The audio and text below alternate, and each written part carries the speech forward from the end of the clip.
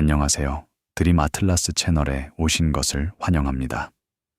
오늘 밤 우리는 익숙한 세상의 경계를 넘어 우리 안에 조용히 새겨진 진실로 떠나봅니다.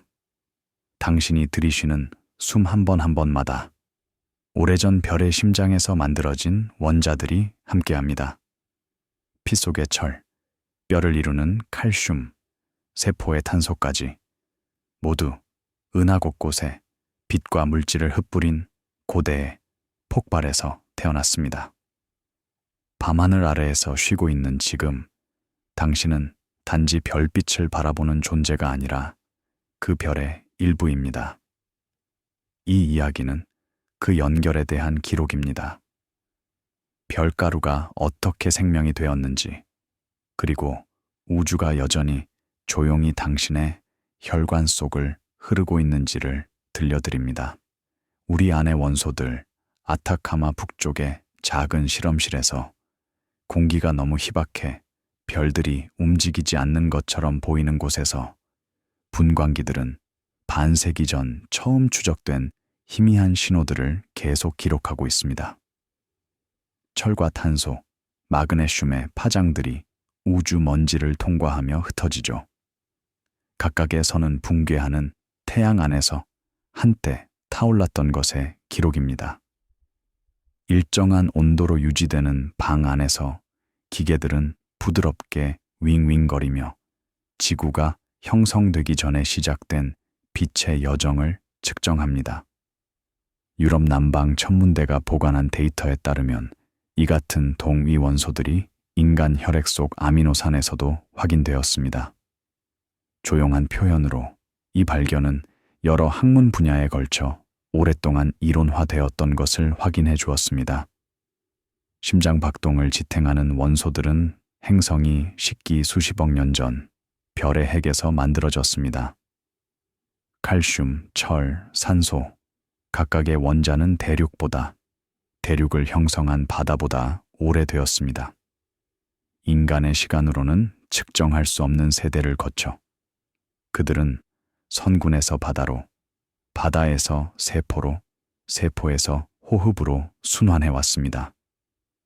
이 연결은 시적인 것이 아니라 측정 가능한 것입니다. 의심을 없애는 정밀도로 분광 분석과 동위원소 연대 측정을 통해 추적됩니다. 이 다큐멘터리는 그 순환을 가장 느린 형태로 관찰합니다. 별의 물질이 생명의 물질이 되는 과정을 살펴보죠. 초점은 발견보다는 연속성에, 우주의 시간과 살아있는 운동 사이의 고요한 교환에 맞춰져 있습니다. 고대 태양의 죽음으로 거슬러 올라가 행성 형성을 거쳐 의식의 화학까지 이어지는 계보를 추적합니다.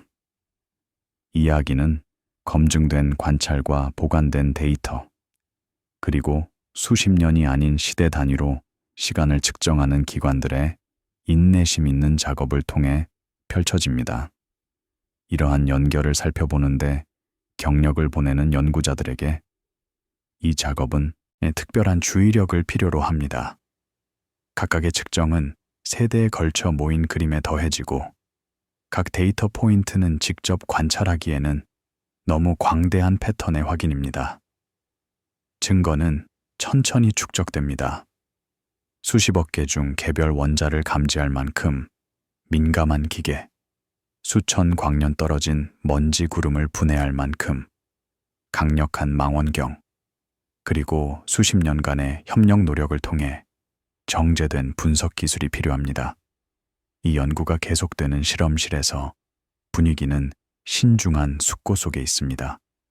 샘플들은 운석 충돌로부터 깊은 해양 퇴적물로부터 우주 입자가 처음 지구를 만나는 상층 대기로부터 도착합니다.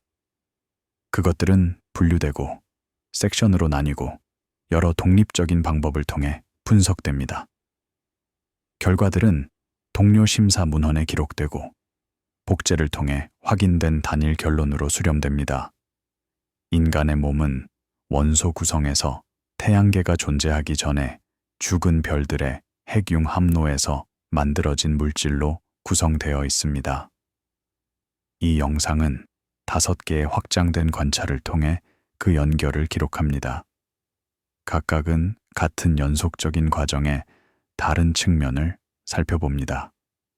별의 핵에서 원소의 형성에서 시작해 성간 공간으로의 분산으로 초기 지구에 도착해서 생명 시스템으로의 편입으로 마지막으로 생물학적 및 지질학적 순환을 통한 지속적인 순환으로 이동합니다. 속도는 서두르지 않고 톤은 사실적이며 이미지는 추측이 아닌 실제 관찰에서 가져온 것입니다.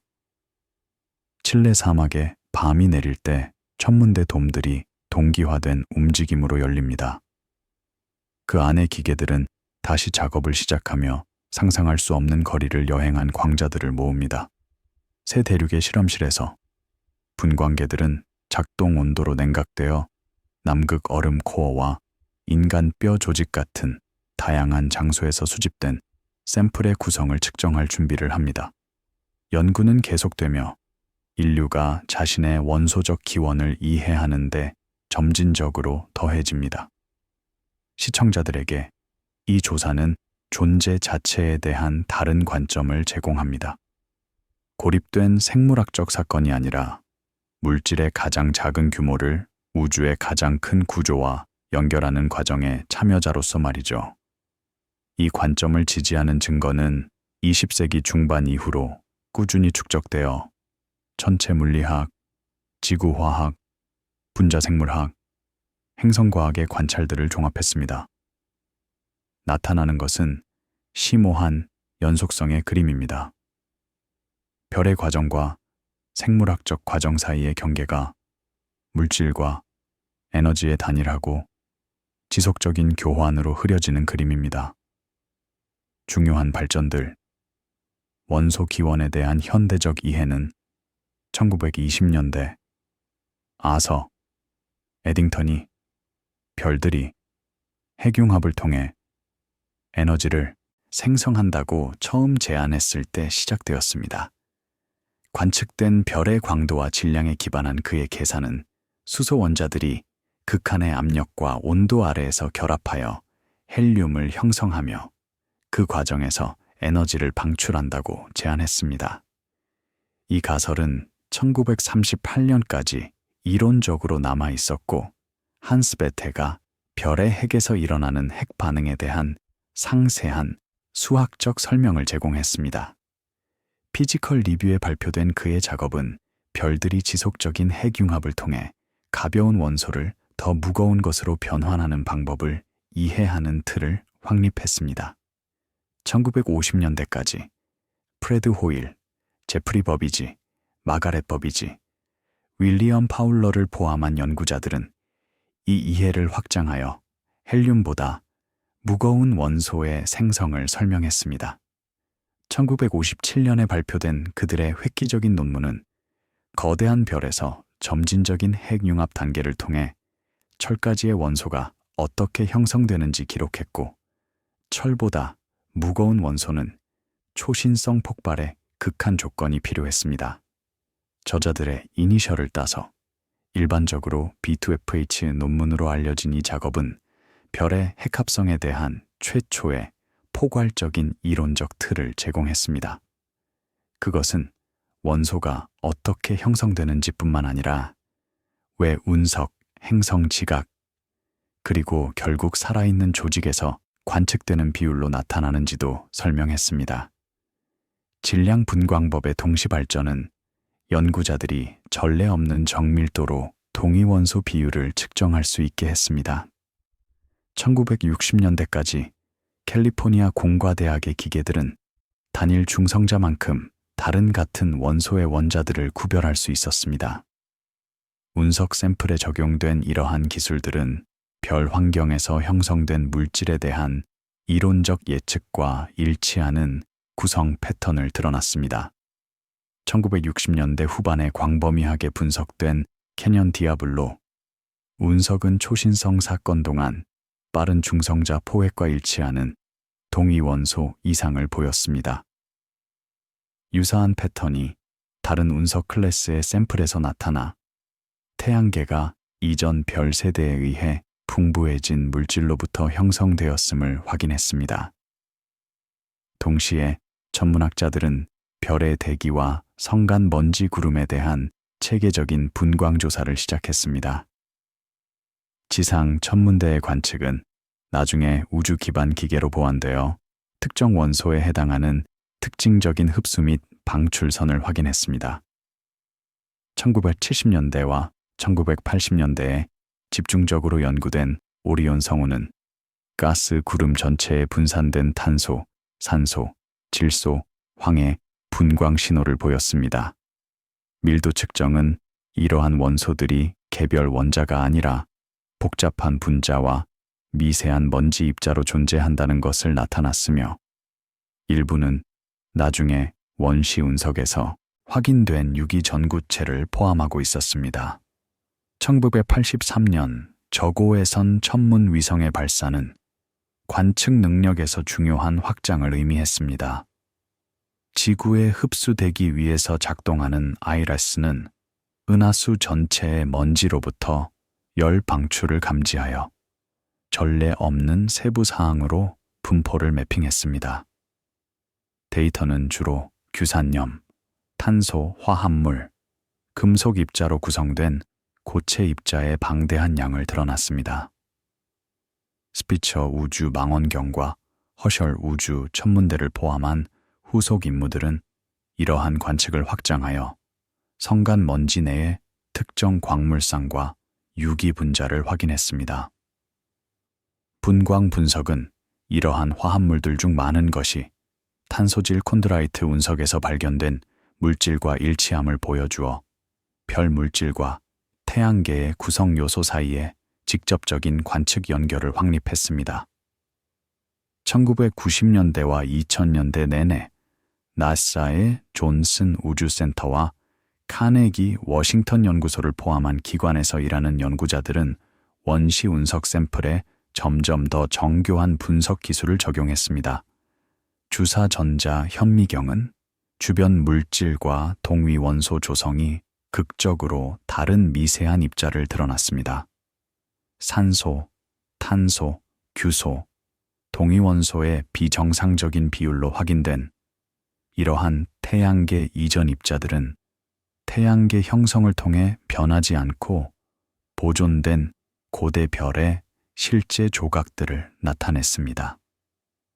일부 입자는 적색 거성의 대기에서 형성되었음을 나타내는 동위원소 패턴을 보였고, 다른 것들은 초신성 분출물의 신호를 가지고 있었으며, 또 다른 것들은 신성 또는 울프라의 별에 대한 예측과 일치했습니다.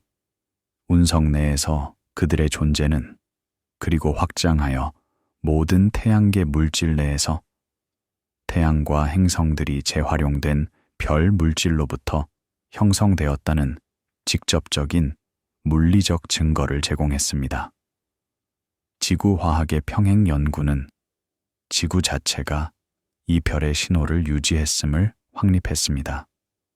화산 분출을 통해 표면으로 가져온 깊은 멘틀의 샘플들은 운석을 형성한 것과 같은 원시 물질로부터의 기원과 일치하는 원소 및 동위원소 조성을 보였습니다. 다양한 지질학적 환경에 암석에서 측정된 백금족 원소의 비율은 행성체에 편입되기 전에 별 내부에서 광범위한 처리를 거친 물질에 대해 예측된 것과 일치했습니다. 2000년대 내내 여러 동료 검토 연구에서 발표된 이 발견은 지구가 단일 별 소스가 아닌 철저히 혼합된 별 잔해로부터 형성되었음을 확인했습니다. 분자 생물학 분야에서 연구자들은 유사한 정밀도로 생명의 원소 요구 사항을 조사하기 시작했습니다. 막스 플랑크 생화학 연구소와 다른 기관에서 수행된 연구는 철, 마그네슘, 아연, 구리, 몰리브덴을 기본 대사 반응을 촉매하는 효소의 필수 보조인자로 확인했습니다. 상세한 구조 분석은 단백질 구조 내에 정확히 위치한 이러한 금속 원자들이 전자 전달, 분자 결합, 촉매의 변환을 어떻게 촉진하는지 보여주었습니다. 생명이 사용하는 특정 원소들과 그들이 기능하는 특정 방식은 지구가 형성된 별 물질의 풍부도를 반영했습니다. 예를 들어 산소 운반에서 철의 중심 역할은 별 융합의 종말점으로서의 풍부도와 가역적 산소 결합의 유리한 화학적 특성에서 파생되었습니다. 2010년까지 연구자들은 특정 유형의 별에서 형성으로부터 성간 공간을 통한 분산, 태양계로의 편입, 지구 내부와 표면에서의 농축, 그리고 마지막으로 생물학적 시스템으로의 흡수까지 개별 원소를 추적할 수 있었습니다. 작업은 전파 천문학, 적외선 분광법, 질량 분광법, 결정학, 생화학의 관찰을 종합했습니다. 각 학문은 같은 결론으로 수렴하는 독립적인 증거 라인을 기여했습니다. 인간을 포함한 살아있는 유기체를 구성하는 원자는 별의 핵합성에서 기원했으며 수십억 년 동안 다양한 형태를 거쳐 순환해왔습니다. 최근 연구들은 이 그림을 더욱 정밀하게 다듬었습니다. 2016년 사이언스에 발표된 연구는 가이아 우주선의 데이터를 사용하여 은하수의 형성 역사를 재구성했고 태양 이웃의 물질을 기여한 특정 별 개체군을 확인했습니다. 이러한 별 개체군과 비교한 지구 샘플의 동위 원소 분석은 적어도 2개의 별개의 초신성 사건의 물질이 태양계의 조성에 크게 기여했음을 시사했습니다. 이 발견은 단일 행성이나 유기체 내에서도 원자들이 여러 별 소스에서 기원했으며 그들의 개별 역사는 행성 형성을 특징짓는 철저한 혼합에서 잃어버렸음을 나타냈습니다. 고생물학의 보완 작업은 생명의 원소 조성이 지질학적 시간에 걸쳐 놀랍도록 일정하게 유지되었음을 보여주었습니다. 미량 원소 함량에 대해 분석된 선캄브리아기 형성의 화석화된 조직은 현대 유기체와 유사한 패턴을 보입니다. 이 발견은 생명의 원소 요구 사항이 일찍 확립되었으며 수십억 년의 진화를 통해 지속되었음을 시사합니다. 생명이 사용하는 원소와 사용하는 비율은 지구 형성 동안 사용 가능했던 별 물질의 조성을 반영합니다. 이러한 의미에서 생화학은 행성화학이며 이는 분자 규모에서 표현된 별 과학입니다. 이 증거의 축적은 반세기 이상 동안 꾸준히 일어났으며 여러 과학 분야에 걸쳐 수백 개의 기관에서 수천 명의 연구자가 참여했습니다. 작업은 제임스 웹 우주망원경과 같은 진행 중인 임무와 함께 계속되며 현재 별 개체군에 의해 풍부해진 먼지로부터 차세대 행성이 나타날 별 형성 지역에 전례 없는 관점을 제공합니다. 각 관측은 그림에 세부 사항을 추가하지만 근본적인 결론은 변하지 않습니다. 별의 물질과 생명의 물질은 연속적인 순환의 다른 단계에서 관찰된 같은 물질입니다. 관련 당사자 및 기관의 역할 1962년에 설립되어 칠레 아타카마 사막 전역에 여러 시설을 운영하는 유럽 남방 전문대는 50년 이상 연속적인 분광 모니터링 프로그램을 유지해 왔습니다. 라실라, 파라날, 차난토르의 그들의 기계는 수십만 개의 별, 성운, 은하의 화학 조성을 기록했습니다. 천문대의 과학 아카이브를 통해 자유롭게 이용 가능한 데이터는 특정 원소에 해당하는 흡수선을 보여주는 고해상도 스펙트럼을 포함합니다. 이 분광 라이브러리의 분석은 연구자들이 은하수 전체에 걸쳐 무거운 원소의 분포를 추적할 수 있게 했으며 그들의 풍부도에서 공간적 및 시간적 패턴을 확립했습니다. 전문대의 체계적인 관측에 대한 장기적인 헌신은 별 개체군이 어떻게 진화하고 처리된 물질로 주변을 풍부하게 하는지 이해하는 기초를 제공했습니다. 나사의 존슨 우주센터는 운석, 달, 암석, 스타더스트 임무에 의해 해성으로부터 수집된 입자를 포함한 세계에서 가장 광범위한 외계 샘플 컬렉션을 보유하고 있습니다. 센터의 외계 물질 연구 및 탐사 과학 부서는 오염을 최소화하도록 설계된 기술을 사용하여 샘플을 분석을 위해 준비하는 청정실 시설을 유지합니다. 시설의 기계는 1000분의 1보다 나은 정밀도로 동위원소 비율을 측정할 수 있어 다른 별 환경에서 형성된 물질을 구별하는 미묘한 변화를 드러냅니다. 전 세계 기관의 연구자들은 특정 분석 연구를 위해 샘플을 요청하며 발견은 동료 검토 저널에 발표되어 태양계 형성에 대한 집단적 이해에 기여합니다. 아카이브이자 분석 시설로서의 센터의 이중 역할은 운석 증거를 별의 핵합성에 대한 더 광범위한 질문과 연결하는 데 필수적이고 만들었습니다.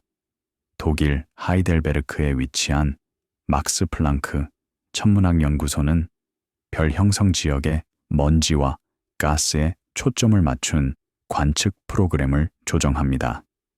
스피처와 허셜을 포함한 우주 기반 저고해선 천문대의 데이터를 사용하여 연구소 연구자들은 새로운 별이 나타나는 분자 구름에서 먼지 구름의 조성과 온도를 매핑했습니다.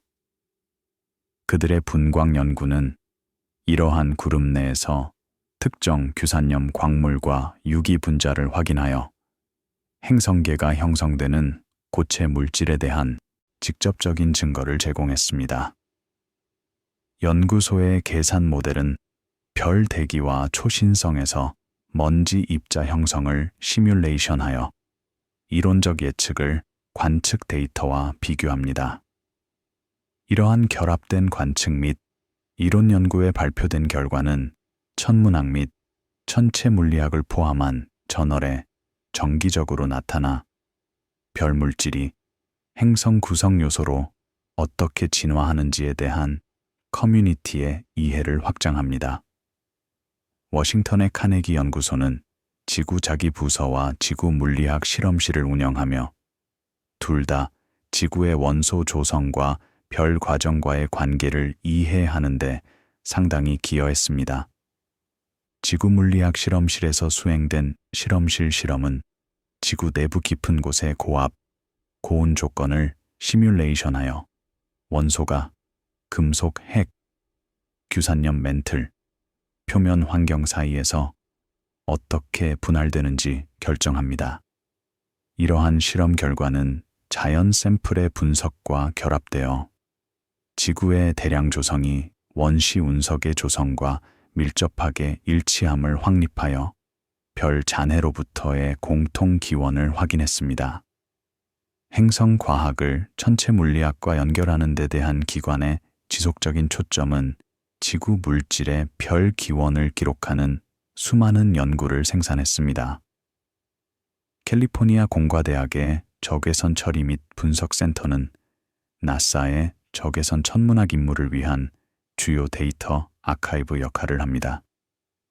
센터는 IRES, 스피처, WISE 및 기타 기계의 관측을 포함하는 데이터베이스를 유지하며 연구자들이 자유롭게 액세스할 수 있는 페타바이트의 보정된 데이터를 총합니다. 센터의 직원 과학자들은 스펙트럼 추출, 먼지 온도 측정, 천문학적 소스에서 특정 분자종 식별을 위한 소프트웨어를 포함하여 이러한 관측을 분석하기 위한 도구를 개발합니다. 센터의 교육 프로그램은 적외선 데이터 분석 기술에서 세대의 천문학자들을 훈련시켜 다양한 천체 물리학적 환경에서 먼지와 가스를 연구하는 커뮤니티의 능력을 확장했습니다. 센터의 아카이브에서 데이터를 사용한 발표된 연구는 은하 전체와 그 너머의 별 물질의 편자해성을 기록했습니다. 마르틴 스리트의 막스 플랑크 생화학 연구소는 생물학적 시스템에서 금속 이온의 역할을 포함하여 생명의 분자 기초에 초점을 맞춥니다. 연구소의 구조 생물학 그룹은 철, 아연, 구리 또는 기타 금속을 필수 구성 요소로 포함하는 많은 수천 개의 단백질의 3차원 구조를 결정했습니다. 이러한 구조는 별 환경에서 형성된 원자들이 화학 반응 촉매에서 산소 운반까지 살아있는 세포에서 특정 기능을 어떻게 수행하는지 드러냅니다. 연구소의 연구는 생화학을 지구화학과 궁극적으로 별의 핵합성과 연결하여 생명의 분자 기계가 별 처리에 의해 제공된 비율로 특정 원소의 가용성에 결정적으로 의존함을 보여줍니다. 지구화학자 및 우주생물학자와 함께 발표된 협력 연구는 별 원소 생산에 근거한 보편적 생화학의 개념을 확립하는 데 도움이 되었습니다. 휴스턴에 위치하고 네이사와 밀접하게 제휴된 달 및 행성 연구소는 달에서 반환된 샘플과 다양한 지구 위치에서 수집된 운석에 대한 연구를 조정합니다. 연구소의 연례 회의는 행성과학자, 지구화학자, 천체물리학자를 모아 태양계 형성 및 진화와 관련된 발견을 논의합니다. 큐레이션된 컬렉션과 분석 시설을 통해 연구소는 태양계 물질의 조성을 별의 핵합성 이론의 예측과 연결하는 연구를 지원합니다. 연구소가 후원하는 회의에 발표된 의사록은 여러 분야의 증거가 점진적으로 수렴하는 것을 기록하여 다른 규모와 다른 기술을 사용한 관측이 원소 기원의 일관된 그림을 어떻게 지원하는지 보여줍니다. 하버드 스미스소니언 천체물리학 센터는 별 형성과 별 진화를 연구하기 위해 관측 천문학과 이론적 모델링을 결합합니다. 센터의 연구자들은 지상 기반 망원경과 우주 기반 기계를 사용하여 분자구름의 초기 붕괴에서 주계열 연소를 거쳐 최종 폭발적 죽음까지 생애 주기의 다른 단계에서 별을 관찰합니다. 센터의 이론 작업은 이러한 과정을 계산적으로 시뮬레이션하여 다양한 조건에서 다른 원소의 수율을 예측합니다. 관측 데이터와 이론적 예측 사이의 비교는 어떤 별 질량과 유형이 은하의 무거운 원소 재고에 가장 크게 기여하는지 이해를 정제했습니다.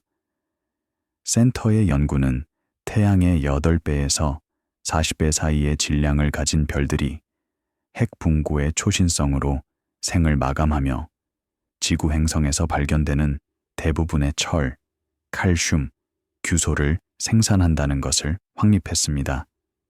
유럽, 북미, 동아시아 조직을 포함한 국제 파트너십에 의해 운영되는 아타카마 대형 밀리미터 배열은 단일 기계로 함께 작동하는 66개의 전파 망원경으로 구성됩니다. 칠레 안데스의 5,000m 고도에 위치한 배열은 차가운 성간 환경에서 분자와 먼지로부터의 방출을 감지합니다.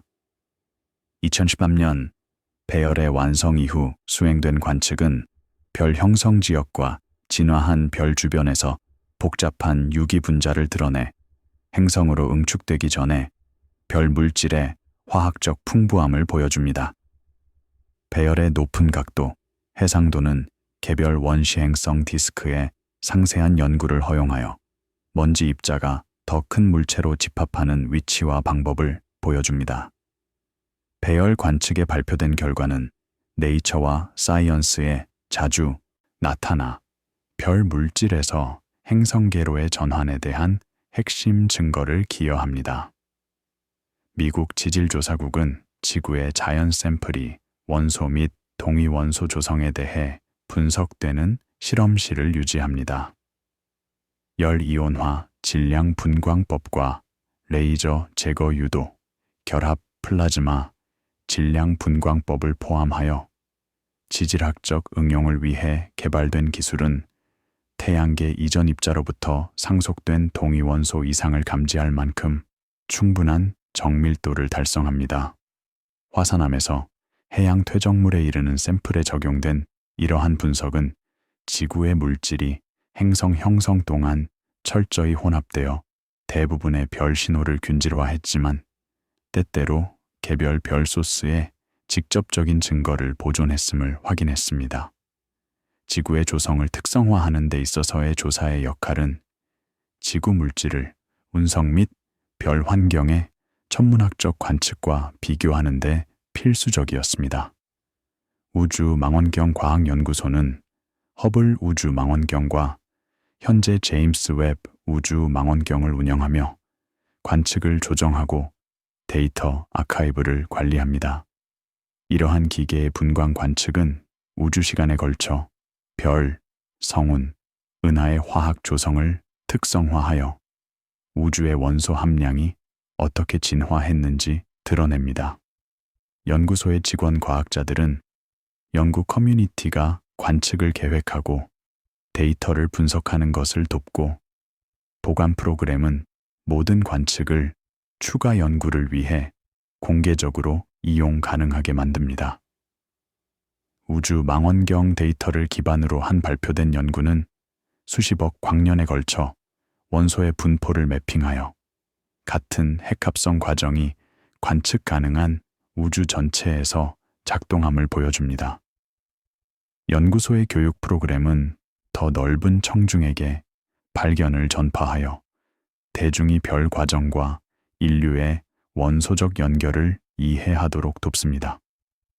6개 대륙에 걸친 수십 개의 다른 기관들과 함께 이러한 기관들은 여러 과학 분야에 걸친 협력 기업에 기여합니다.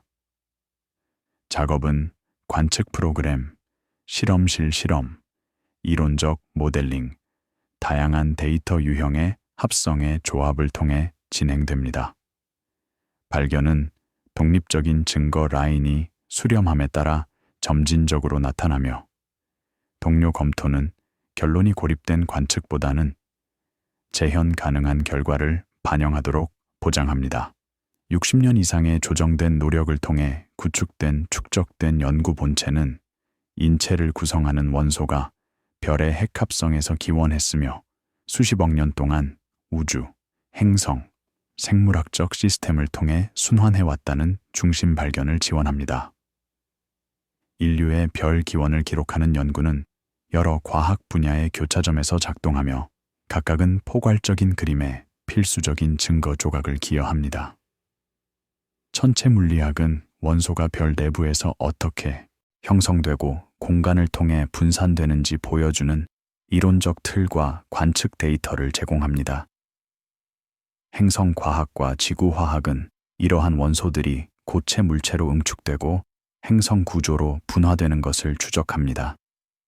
분자생물학과 생화학은 생명 시스템이 기능적 분재 특정 원소를 어떻게 통합하는지 조사합니다.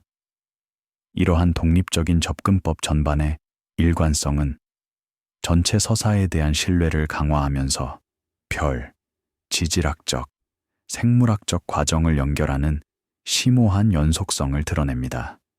이 수렴하는 증거에서 나타나는 것은 천문학적 현상과 지구 현상 사이의 전통적인 경계를 초월하는 관점입니다. 인간 조직을 구성하는 원자는 별에서 발견되는 것과 단순히 유사한 것이 아닙니다. 그들은 문자 그대로 같은 원자이며 수십억 년 동안 여러 환경을 통해 재활용됩니다. 이 동일성은 은유적이지 않고 분광법, 질량 분광법, 결정학을 포함한 여러 분석 기술을 통해 입증 가능합니다. 각 방법은 혈액의 철, 뼈의 칼슘, DNA의 탄소, 호흡의 산소가 별 핵 반응에서 기원했으며 지구가 존재하기 전부터 다양한 형태를 통해 순환해왔음을 보여주는 정량적 측정을 제공합니다. 이 작업에 종사하는 연구자들에게 하미는 과학적 발견을 넘어 우주에서 인류의 위치에 대한 철학적 고려로 확장됩니다. 원자 규모에서 검토될 때 살아있는 것과 살아있지 않은 물질 사이에 전통적인 구분이 흐려지며 생명은 무수한 형태로 존재했고 개별 유기체가 중단된 후에도 오래 계속 존재할 원자의 일시적인 구성으로 나타납니다. 이 관점은 생명의 중요성을 감소시키지 않지만 적절한 조건과 충분한 시간이 주어지면 물질이 증가하는 복잡성의 구조로 스스로를 조직하는 더 큰 패턴의 일부로 재구성합니다. 이해가 발전한 속도는 연구되는 현상의 복잡성과 이질적인 소스로부터 증거를 종합할 필요성을 모두 반영합니다. 20세기 중반의 초기 작업은 별의 핵합성에 대한 기본 이론적 틀을 확립했습니다. 후속 수십 년은 별 대기와 성간 먼지의 분광법을 통한 관측 확인을 추가했습니다. 운석 분석은 별 물질의 직접적인 샘플을 제공했고, 생화학 연구는 생명이 어떤 원소를 필요로 하고 왜 그런지 확인했습니다. 각 진전은 이전 발견을 기반으로 하면서 추가 조사를 동기부여하는 새로운 질문을 제기했습니다. 최근 연구는 근본적인 그림을 강화하면서 세부 사항을 계속 정제합니다. 운석의 태양계 이전 입자 연구는 태양계가 수십 개의 별개의 별 소스로부터 물질을 통합했으며 각각은 특징적인 동위원소 신호를 기여했음을 드러냅니다. 먼 은하의 관측은 무거운 원소 풍부도가 연속적인 별 세대가 처리된 물질로 성간가스를 풍부하게 함에 따라 우주 시간에 걸쳐 증가함을 보여줍니다. 고해상도 단백질 구조는 생명의 분자 기계가 지구가 형성된 별 잔해의 조성을 반영하는 행성 환경에서 사용 가능한 특정 원소를 이용하도록 진화했음을 보여줍니다. 독립적인 연구 그룹에 의한 다른 기계와 기술을 사용하여 만들어진 이러한 관측은 별에서 공간과 행성을 통해 생명 시스템으로의 물질의 흐름에 대한 일관된 결론을 지원합니다. 이 연구 전반에 걸친 톤은 측정되고 경험적으로 유지되며 궁극적인 원인이나 의미에 대한 추측보다는 관찰되고 측정될 수 있는 것에 초점을 맞춥니다. 과학자들은 정확한 기술 언어를 사용하여 발견을 설명하고 불확실성을 정량화하고 현재 이해의 한계를 인정합니다. 동료 검토는 발표된 주장이 재현 가능한 증거와 건전한 추론을 반영하도록 보장합니다.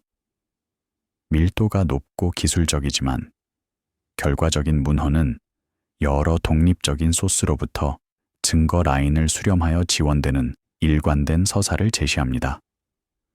과학 커뮤니티 밖의 사람들에게 이 연구는 인간 존재와 더 넓은 우주와의 관계를 이해하는 다른 방법을 제공합니다.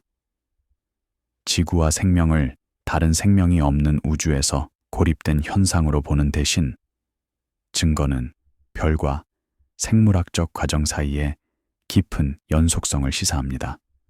사고, 움직임, 감각을 가능하게 하는 원소는 수십억 년 전에 죽은 별에서 왔으며 그들의 원자는 공간을 가로질러 흩어져 결국 조건이 같은 원자가 생명 시스템에 참여하도록 허용한 새로운 행성계에 통합되었습니다. 이 관점은 분리보다는 연결을, 불연속보다는 연속성을, 그리고 일시적으로 가정하는 형태에 관계없이 물질의 근본적인 통일성을 강조합니다. 증거는 꾸준히 축적되며 각 연구는 별에서 공간과 행성을 통해 생명으로 그리고 다시 돌아가는 물질이 어떻게 순환하는지에 대한 점점 더 완전한 그림의 세부 사항을 추가합니다. 기계는 계속 개선되어 동위원소 비율, 원소 풍부도, 분자 구조에 대한 훨씬 더 정밀한 측정을 허용합니다. 새로운 천문대는 이전에 접근할 수 없었던 파장에서 별 환경의 관점을 제공하여 전례 없는 세부 사항으로 먼지 형성 및 화학적 농축 과정을 드러냅니다. 각 관측은 중심 발견을 확인하고 확장합니다. 인간 생명을 포함한 지구의 생명은 별의 핵합성에서 기원한 물질의 간단한 조직 상태를 나타내며 결국 진행 중인 우주 순환의 일부로 더 간단한 형태로 돌아갈 것입니다. 많은 관찰자들에게 발견은 지속되는 모든 시스템 뒤에 조용한 정밀도를 강조합니다. 별들은 우주 전체에서 일관되게 작동하는 법칙에 따라 핵융합을 통해 원소를 생산합니다. 이러한 원소들은 분산되고 집합하고 화학적으로 반응하며 이용 가능한 에너지와 시간에 따라 복잡성이 달라지는 구조를 형성합니다. 생명은 그러한 구조 중 하나로 나타나며 특이하게 복잡하지만 별과 행성 과정을 지배하는 것과 같은 물리적 및 화학적 원리를 따릅니다. 연결은 정확하고 측정 가능하며 재현 가능하며 추측이나 상상보다는 인내심 있는 관찰과 신중한 분석을 통해 드러납니다. 어둠을 통한 분산 분광법과 운석 분석을 통해 별 기원에 대한 증거가 축적됨에 따라 연구자들은 별에서 만들어진 원소가 공간을 통해 분산되고 결국 새로운 별과 행성이 형성될 수 있는 지역에 집중되는 메커니즘에 주의를 돌렸습니다. 별 내부에서 성간 환경으로의 전환은 초단위로 지속되는 폭발적인 사건에서 수백만 년에 걸친 점진적인 혼합에 이르기까지 크게 다른 규모와 시간 척도에서 작동하는 과정을 포함합니다. 이 분산 단계를 이해하는 것은 핵합성에서 행성 통합까지의 완전한 경로를 추적하는 데 필수적이 되었습니다. 오리온 8의 외곽 영역에서 허셜 우주 천문대에 탑재된 기기는 한때 가스의 희미한 필라멘트가 입자 물질로 변하는 것을 기록했습니다. 온도는 절대 0도에 가까워지고 압력은 진공을 거의 초과하지 않았습니다. 그 실 안에서 수소와 헬륨이 더 무거운 원소의 흔적 주위에 응축되었습니다. 규소, 철, 니켈, 거대한 별의 마지막 죽음으로부터 태어난 각 입자는 마이크론보다 작고 새로운 물질 구름을 만나기 전에 수천 년 동안 바깥쪽으로 표류했습니다. 천문학자들은 적외선 빛으로 이러한 여정을 추적하여 느린 충돌, 조용한 교환, 폭발보다는 축적을 기록했습니다. 이 빛 없는 광활한을 가로질러 먼지는 영겁에 걸쳐 모양이 변하는 시트와 매듭을 형성했습니다. 거대한 별이 붕괴할 때마다 그것은 필드에 새로운 물질을 주입했습니다. 칼슘과 탄소가 현탁에게 합류했고 나중에 어둠 속에서 분광 지문으로 기록되었습니다. 이러한 구름 사이의 공간은 비어 보였지만 감지기는 성간 침묵을 통해 초당 30km로 이동하는 입자의 연속적인 흐름을 확인했습니다. 밀도 측정은 입방 미터당 약 하나의 입자를 보여주었으며 은하 부피에 걸쳐 축적되면 지구에서 보이는 모든 별보다 더 많은 질량을 나타냅니다. 은하면에 더 가까운 곳에서 중력은 이 먼지를 분자 수소가 형성되고 온도가 절대 0도보다 10도 떨어지는 더 조밀한 지역으로 모으기 시작했습니다. 거기서 태양계 크기의 구름에서 압력은 국소적 붕괴가 새로운 별 형성의 에피소드를 시작할 때까지 수백만 년에 걸쳐 점진적으로 상승했습니다. 오래된 태양의 조각들은 새로운 별 시스템이 나타나는 물질의 일부가 되었으며 그들의 존재는 별의 탄생과 행성 조립의 격렬한 과정을 통해 살아남은 동위원소 이상을 통해 드러났습니다. 순환의 이 단계를 연구하는 연구자들에게 도전은 현재 성간 먼지의 관측을 다양한 별 소스로부터 방출된 물질에 대한 이론적 예측과 연결하는 데 있었습니다. 작업은 죽어가는 별의 분광 데이터를 분자 구름의 먼지 조성 측정과 비교하고 이를 별 대기와 초신성 분출물에서 입자가 어떻게 형성되는지에 대한 모델과 연결해야 했습니다. 각 접근법은 직접 관찰하기에는 너무 느리고 광대한 과정에 부분적인 관점을 제공했지만 물리학과 화학을 통해 자신감 있게 재구성할 만큼 충분히 잘 이해되었습니다. 이 부분은 별 물질이 어떻게 성간 먼지가 되는지, 그 먼지가 어떻게 분자 구름으로 집합하는지, 그리고 그 구름이 결국 어떻게 붕괴하여 새로운 세대의 별과 행성을 형성하는지 조사합니다. 서사는 별 진화의 폭발적인 끝에서 수백만 년의 표류와 혼합을 통해 행성 형성에 선행하는 중력, 농축까지 물질을 따릅니다. 각 단계는 완전한 순환을 재구성할 수 있는 측정 가능한 신호를 남깁니다. 이 과정을 추적하는 관측소는 지속적으로 작동하며 여러 파장에 걸쳐 활발한 별 형성과 별의 죽음 지역을 모니터링합니다. 전파 망원경은 죽어가는 별의 유출에서 형성되는 분자로부터의 방출을 감지합니다. 적외선 기계는 구름에 축적되는 먼지 입자의 온도와 조성을 매핑합니다.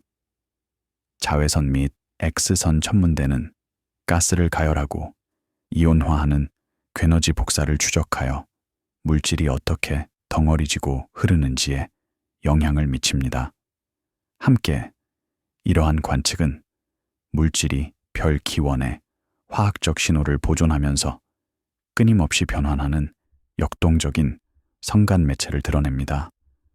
관측이 더 먼 지역과 더 이른 우주 시대로 확장됨에 따라 연구자들은 이 순환이 가시 우주의 역사 전체에 걸쳐 작동했음을 확인했습니다.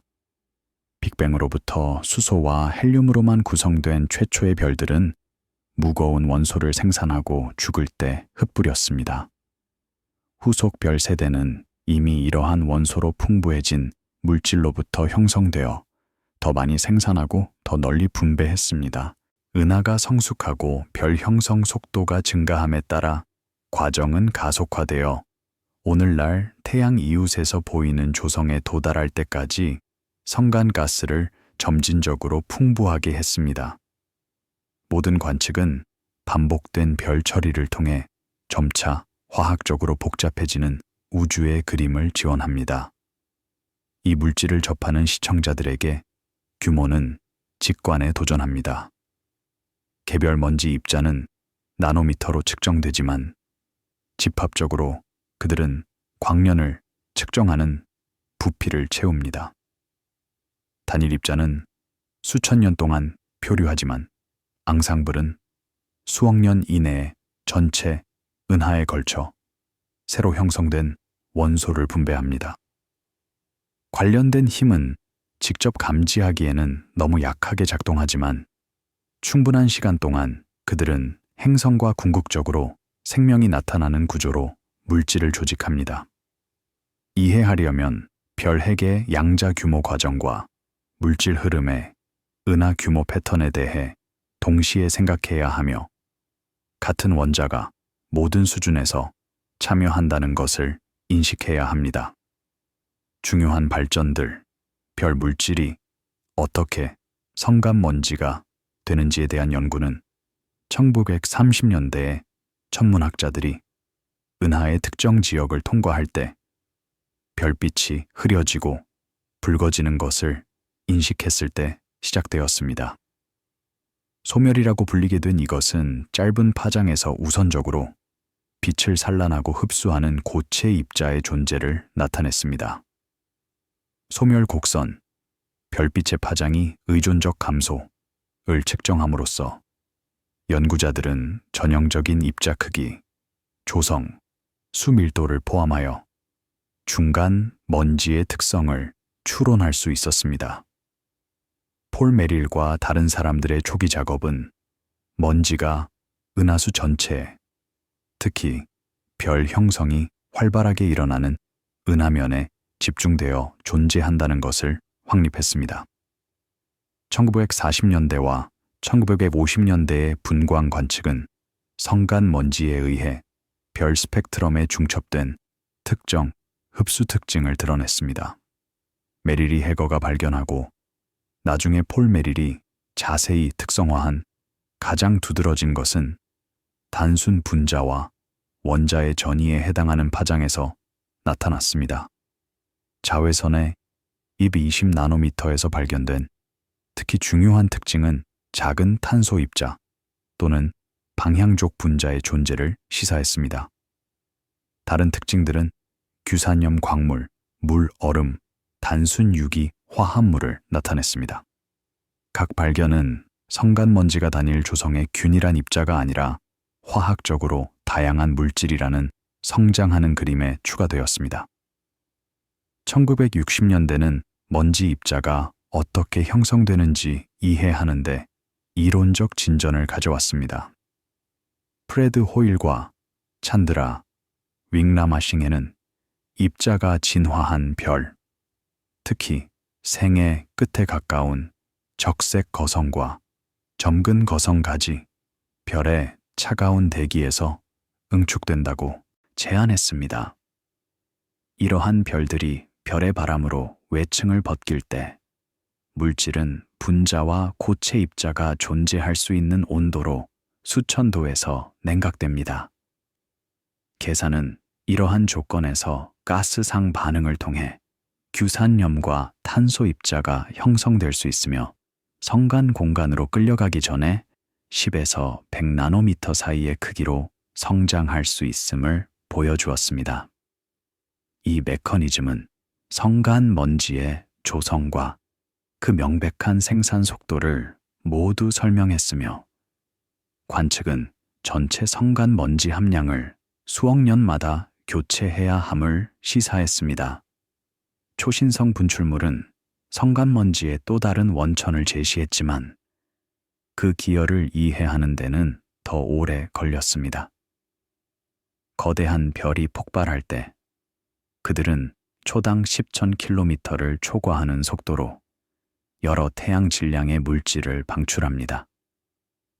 처음에 이 물질은 고체 입자가 존재하기에는 너무 뜨겁지만 며칠과 몇 주에 걸쳐 팽창하고 냉각됨에 따라 조건은 먼지 형성에 유리해집니다. 1970년대 클레이튼, 드뇨, 마이어의 이론 작업은 초신성 분출물대에서 폭발 후 첫 해 이내에 먼지가 형성되어야 하며 조성은 별의 어떤 층이 방출되었는지에 따라 달라진다는 것을 보여주었습니다. 산소가 풍부한 분출물은 규산염과 산화물 입자를 생산할 것이고 탄소가 풍부한 지역은 흑연과 비정질 탄소를 형성할 것입니다. 도전은 이 먼지를 주변 성간 물질과 혼합되어 구별할 수 없게 되기 전에 관찰하는 데 있었습니다.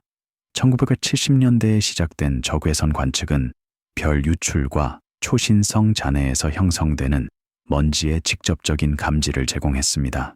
2마이크론 하늘 조사와 나중에 적외선 천문 위성은 최근 별 형성이나 별의 죽음이 발생한 지역에서 따뜻뜨는 먼지로부터 열 방출을 감지했습니다. 적외선 파장에서의 분광법은 10과 20마이크론 주변에 규산염의 특징적인 방출 특징을 드러내 이론이 예측한 대로 별 대기에서 규산염 입자가 형성되었음을 확인했습니다.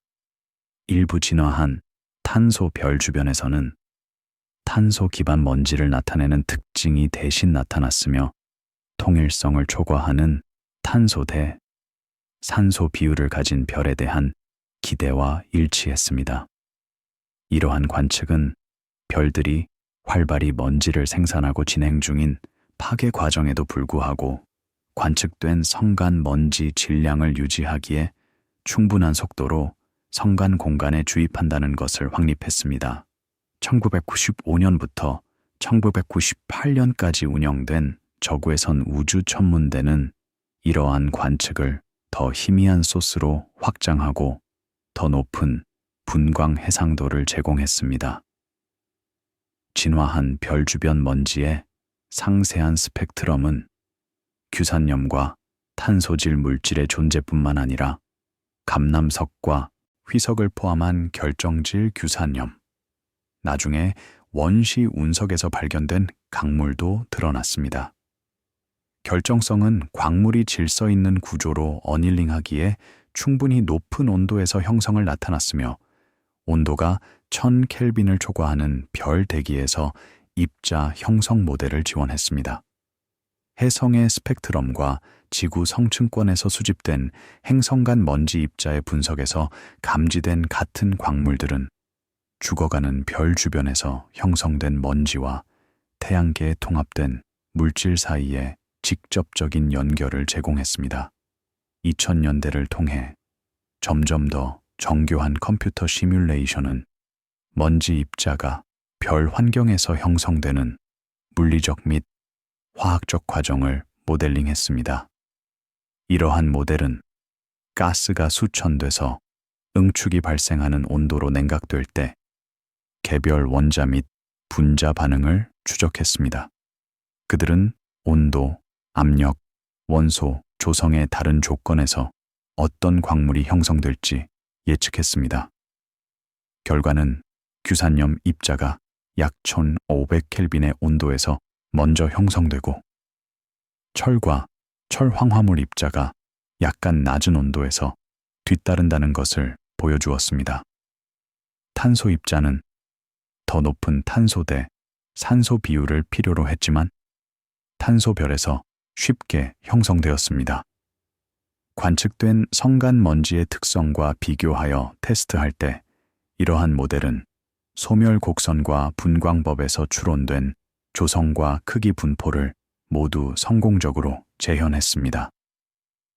평행 관측 프로그램은 먼지 형성을 더 직접적으로 관찰할 수 있는 초신성 잔해에 초점을 맞췄습니다. 현대에 관측된 가장 가까운 초신성인 1987의 초신성은 실시간으로 먼지 형성을 추적할 독특한 기회를 제공했습니다.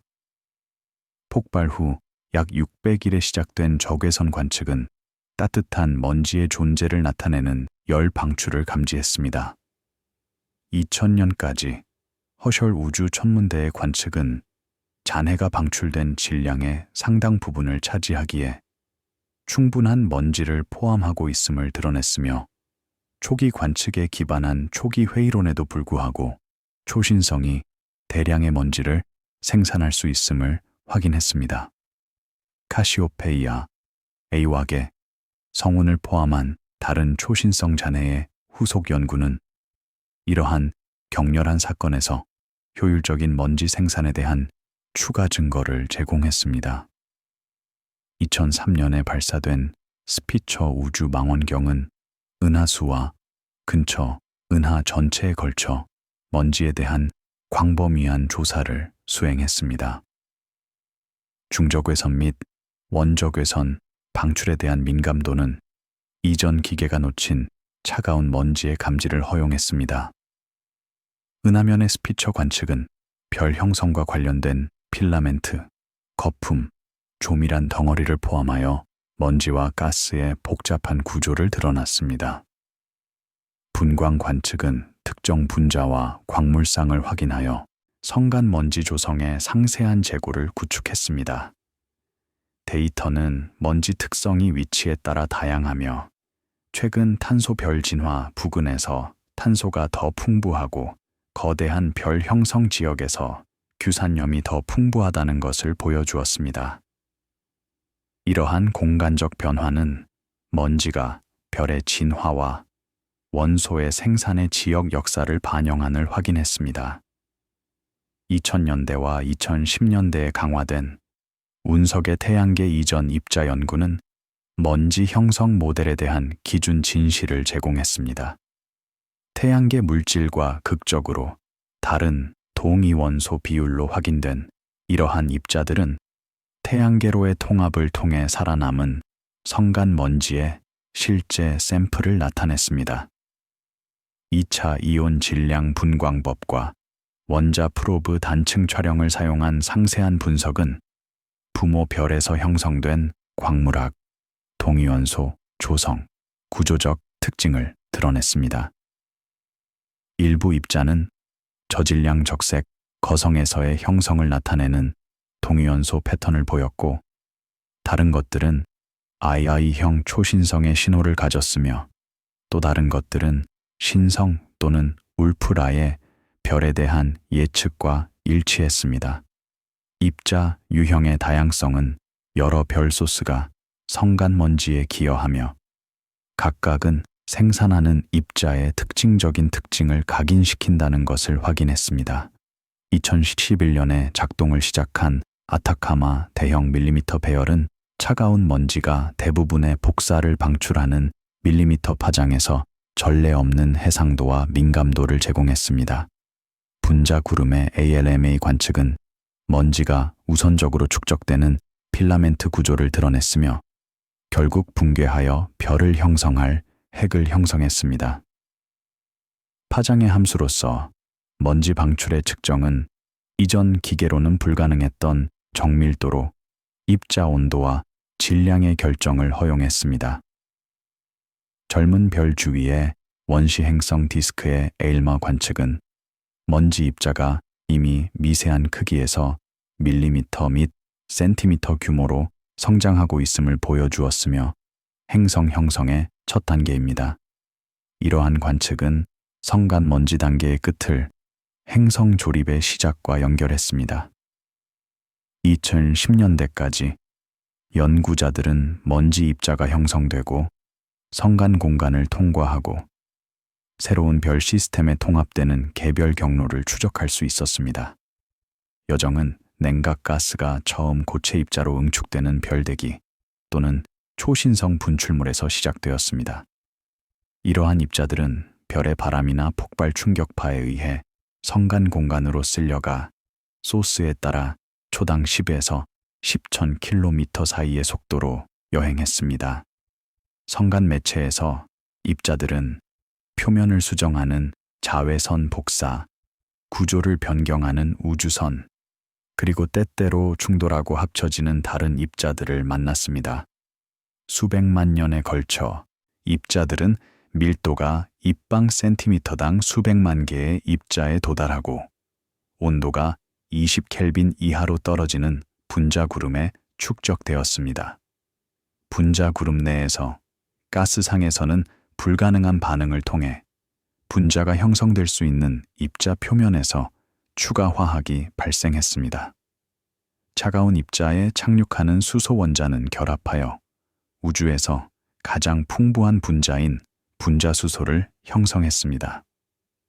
이 수소에 추가된 산소 원자는 많은 입자를 코팅하는 물 얼음 멘트를 형성했습니다. 일산화탄소 분자는 입자에 얼어붙었고 때때로 수소와 반응하여 메탄올과 다른 유기 화합물을 형성했습니다. 극저온에서 실험실 시뮬레이션에서 광범위하게 연구된 이러한 입자 표면 반응은 성간 공간과 나중에 해성과 원시 운석에서 발견되는 화학적 복잡성의 대부분을 생산했습니다. 결국 분자 구름 내의 중력 불안정성은 국소적 붕괴를 일으켜 별 형성을 시작했습니다. 먼지 입자는 가스와 함께 내부로 떨어졌으면 그들의 존재는 에너지를 제거하고 붕괴가 진행되도록 허용하는 데 중요했습니다.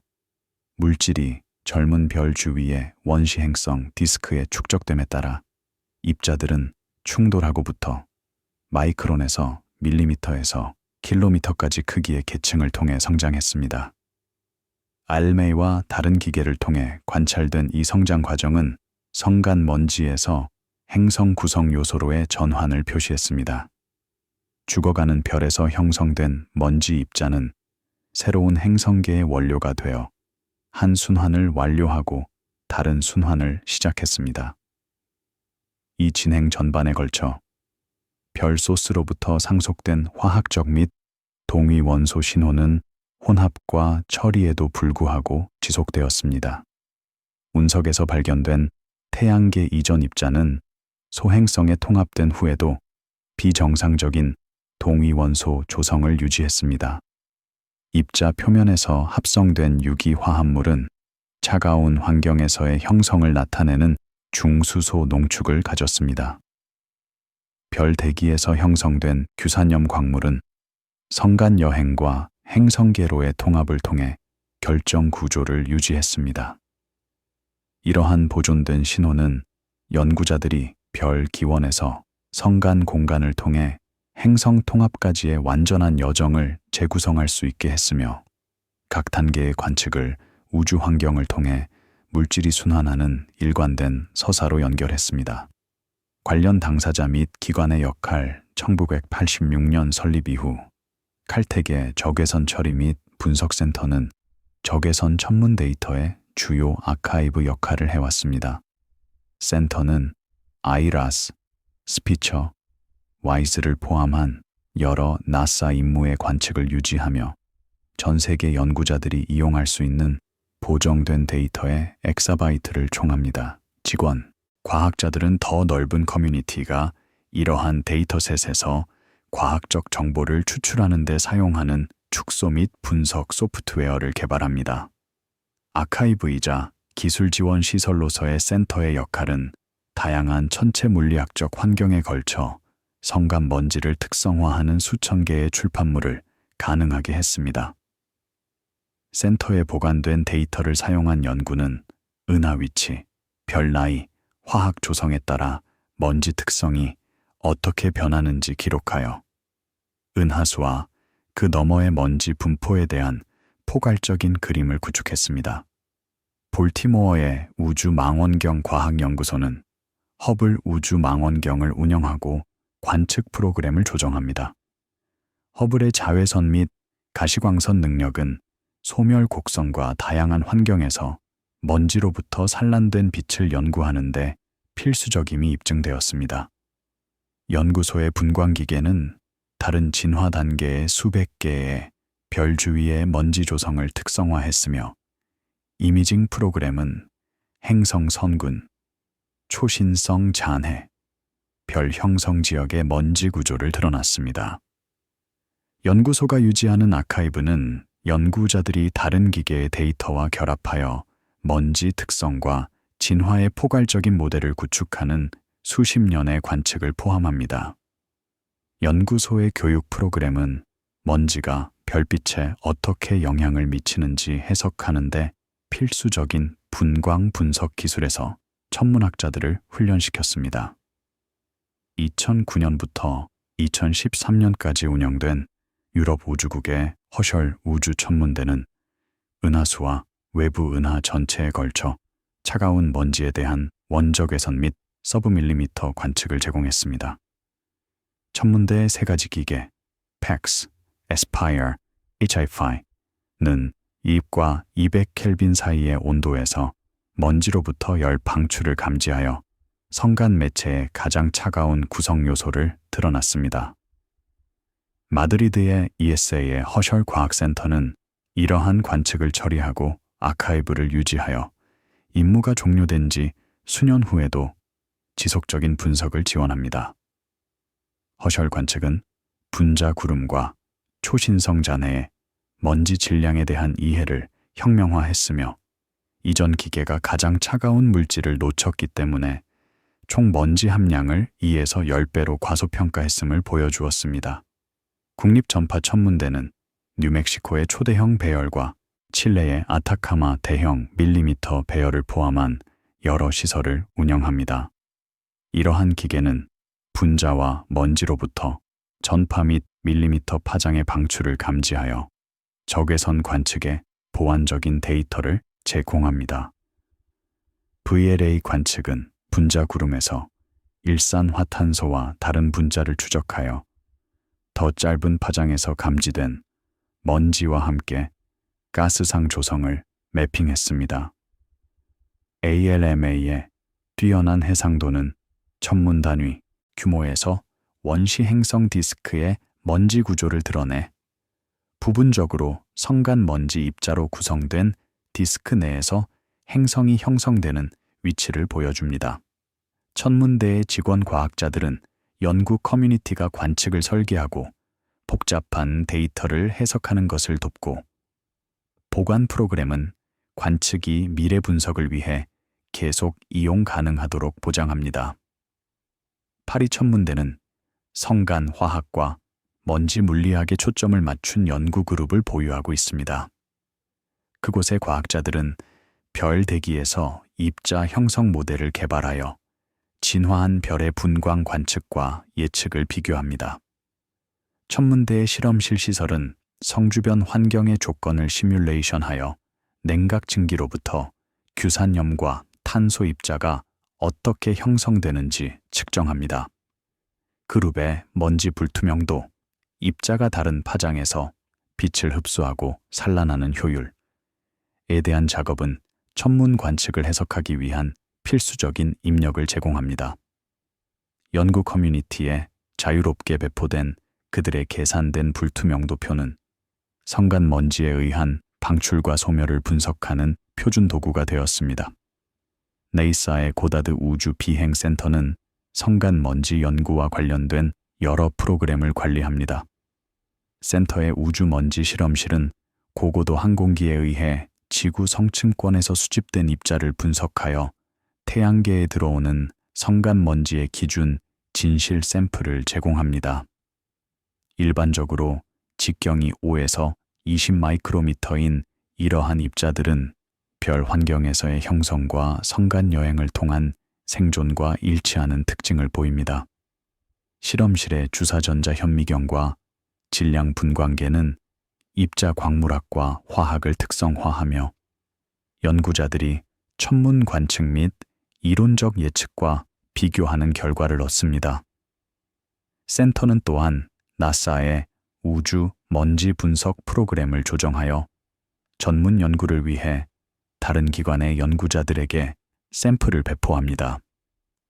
하이델베르크의 막스 플랑크 천문학 연구소는 지상 기반 망원경과 우주 임무를 사용하여 원시 행성 디스크를 연구하는 관측 프로그램을 운영합니다. 연구소 과학자들은 근처 별 형성 지역의 젊은 별 물체에 대한 체계적인 조사를 수행하여 다중 파장 관측을 통해 디스크 질량, 온도, 조성을 특성화했습니다. 그들의 작업은 먼지 광물학을 드러내는 저고해선 분광법과 먼지 질량과 온도를 제한하는 밀리미터 측광법을 결합합니다. 연구소의 이론 그룹은 다양한 조건에서 먼지가 어떻게 가라앉고 표류하고 성장하는지 계산하는 디스크 진화를 모델링합니다. 모델과 관측 사이의 비교는 다른 디스크 지역과 진화 단계에서 어떤 물리적 과정이 지배하는 자 드러내 일반적인 성간 먼지가 특정 행성 물질이 되는 방법에 대한 이해를 발전시킵니다. 나사의 에임스 연구센터는 원시 행성 디스크와 행성 대기의 조건을 시뮬레이션하는 천체 물리학 및 우주화학 실험실을 보유하고 있습니다. 센터의 실험 시설은 디스크 환경의 특징인 진공, 온도, 복사 조건을 재현하여 먼지 입자가 어떻게 상호작용하고 입자 표면에서 분자가 어떻게 형성되는지 측정할 수 있습니다. 이러한 실험은 천문 관측을 해석하기 위한 필수 데이터를 제공하여 어떤 조건에서 어떤 화학 반응이 발생하고 충돌 중 입자가 얼마나 효율적으로 응집하거나 튕기는지 드러냅니다. 관측 천문학과 실험실, 천체 물리학 모두에 대한 센터의 전문성은 망원경이 관찰하는 것과 그러한 관측을 일으키는 물리적 과정 사이에 긴밀한 연결을 허용합니다. 워싱턴 DC의 카네기 연구소의 지구, 자기 부서는 행성의 형성과 초기 태양계 진화에 초점을 맞춥니다. 그곳의 연구자들은 운석의 방사성 동위원소 연대 측정을 사용하여 태양계 사건의 연대기를 확립하고 다른 클래스의 운석이 언제 형성되었고 행성 형성이 얼마나 빠르게 진행되었는지 결정합니다. 특히 알루미늄 26과 하프늄 182와 같은 단수명 시스템의 동위원소 비율에 대한 고정밀 측정은 태양계의 45억 6,700만 년 역사에 걸쳐 수십만 년 이내로 정확한 시간 척도를 제공합니다. 수십 년간 점진적으로 더 정밀한 측정을 통해 개발된 이 연대기 틀은 이론적 추정보다는 실제 시간 척도의 행성 형성 모델을 고정시킵니다. 존슨 우주센터의 외계 물질 연구 및 탐사 과학 부서는 지구의 가장 포괄적인 운석 샘플 컬렉션을 유지하고 이러한 샘플이 연구되는 분석 시설을 운영합니다. 부서의 전자 마이크로 프로브 시설은 마이크로미터 규모에서 원소 조성을 측정할 수 있어 콘드듈, 매트릭스, 포함물 내의 조성 변화를 드러냅니다. 동위원소 지구화학 실험실은 0.01%보다 나은 정밀도로 동위원소 비율을 측정할 수 있는 질량 분광계를 보유하고 있어 태양계 이전 기원을 나타내는 미묘한 이상을 감지하기에 충분합니다. 이 시설에서 전 세계 연구자들에게 배포된 샘플은 지난 수십 년 동안 발표된 대부분의 상세한 운석 연구를 가능하게 했으며 행성 형성 모델에 대한 중요한 제약 조건으로 운석을 확립했습니다. 캘리포니아 공과대학의 지질 및 행성과학 부서는 운석, 행성 지구화학, 실험 암석학을 연구하는 연구그룹을 보유하고 있습니다. 그곳의 실험실은 태양계 이전 입자를 추출하고 분석하는 기술을 개척했으며 대량 운석, 샘플 내에서 이러한 나노미터에서 마이크로미터 크기의 입자를 찾고 조성을 측정하는 방법을 개발했습니다. 부서의 나노CMS 시설은 전 세계적으로 그러한 기계 중 몇 안 되는 하나로 입방 마이크로미터보다 작은 부피에서 동위원소 비율을 측정할 수 있어 개별 태양계 이전 입자의 식별과 특성화를 가능하게 합니다. 이 작업의 결과는 수천 개의 태양계 이전 입자를 확인하고 광물학과 동위원소, 조성을 특성화하여 태양계가 형성된 성간 먼지의 직접적인 샘플을 제공했습니다. 하와이 대학의 천문학 연구소는 마우나케아의 망원경을 운영하고 별 형성 지역과 원시 행성 디스크의 적외선 조사를 조정합니다. 연구소의 적외선 기계는 분광 관측을 통해 디스크 온도와 먼지 조성에 대한 핵심 데이터를 제공했습니다. 그들의 조사는 디스크를 가진 수백 개의 젊은 별 물체를 확인하여 디스크 특성이 별 질량, 나이, 환경에 따라 어떻게 변하는지에 대한 통계 연구를 가능하게 했습니다. 연구소의 연구자들은 규산염 먼지의 적외선 분광법에 특별한 전문성을 가지고 있으며 입자가 비정질인지 결정질인지 그리고 어떤 특정 광물이 존재하는지 결정하기 위해 분광 특징을 해석합니다. 이 광물학적 정보는 디스크 관측을 운석 분석과 연결하는데 디스크에서 관찰된 많은 광물이 원시 운석에도 나타나기 때문입니다. 볼더의 사우스웨스트 연구소는 디스크의 관측 연구와 행성 형성의 이론적 모델링을 모두 포함하여 태양계 형성 및 진화에 초점을 맞춘 프로그램을 운영합니다. 연구소 연구자들은 먼지에서 미행성까지의 입자 성장을 추적하는 컴퓨터 모델을 개발했으며 입자 충돌, 가스 저항, 중력 상호작용의 상세한 물리학을 통합했습니다. 그들의 모델은 디스크 구조, 먼지 고갈 시간 척도, 미행성 형성 속도를 포함하여 관찰 가능한 결과를 예측하여 ALMA 및 기타 기계의 관측과 비교할 수 있습니다. 연구소의 과학자들은 또한 운석을 연구하여 실험실 측정을 초기 태양계 조건과 과정에 대한 이론적 예측과 연결합니다. 칠레의 유럽 남방 천문대의 초대형 망원경은 ALMA의 밀리미터 데이터를 보완하는 광학 및 적외선 관측을 제공합니다. VLT 기계는 별 근처의 따뜻한 먼지가 가장 강하게 방출하는 적외선 파장에서 원시 행성 디스크를 이미징했습니다. 분광 관측은 수증기, 일산화탄소, 유기종을 포함한 분자를 감지하여 디스크 화학을 특성화했습니다.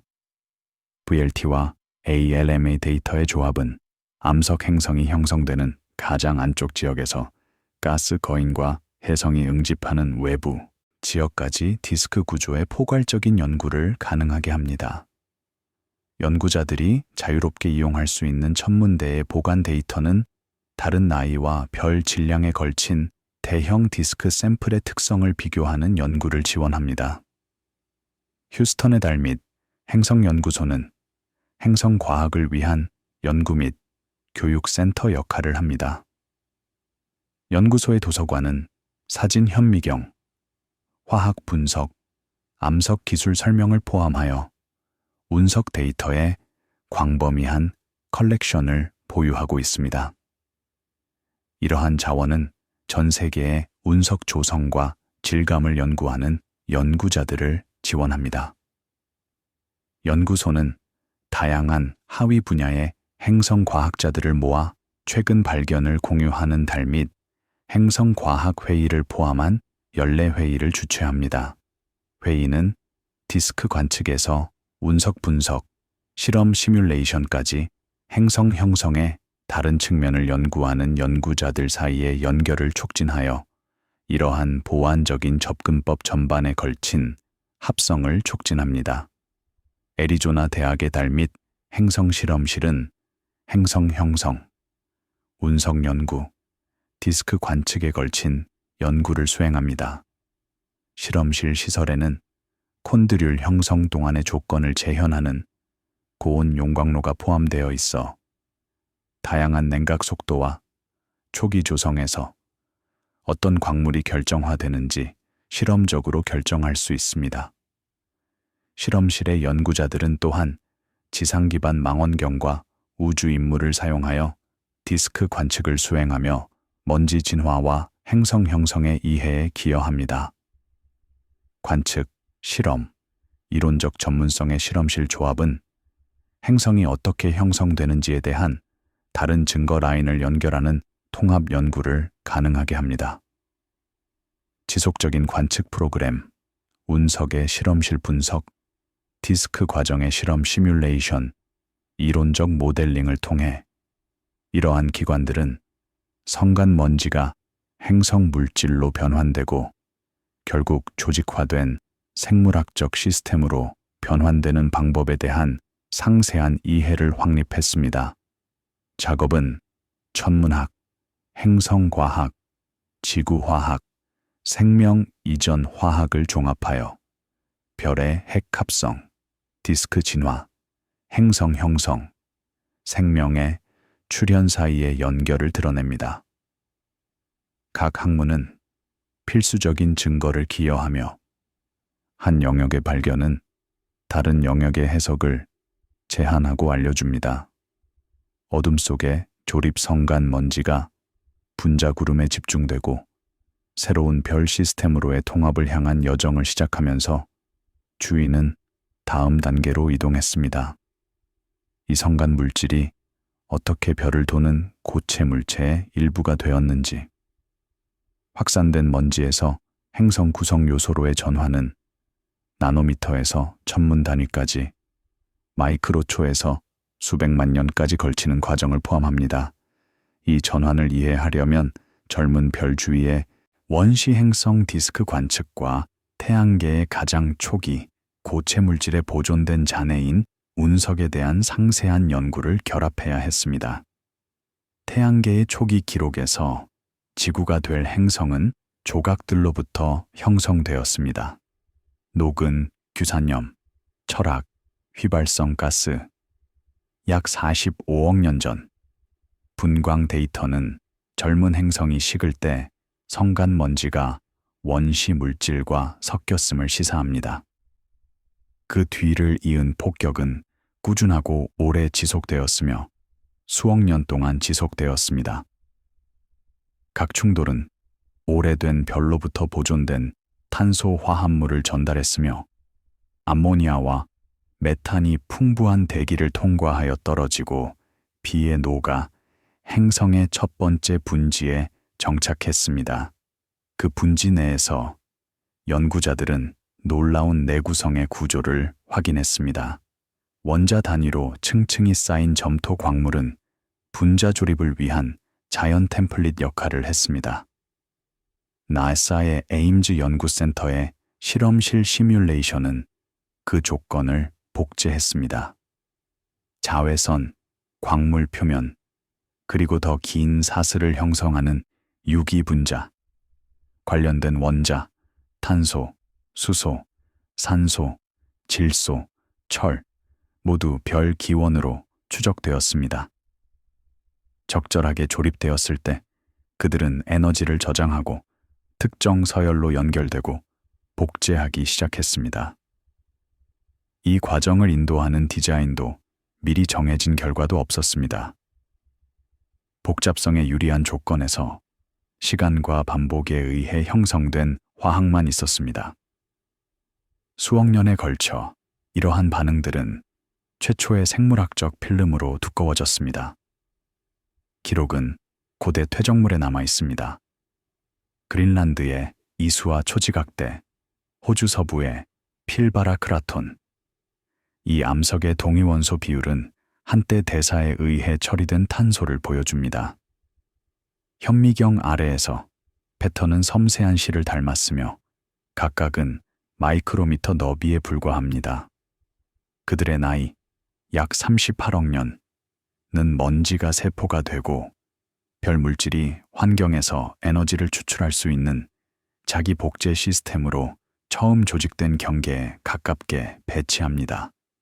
그 최초의 세포에서 같은 원자 계보가 계속되었습니다.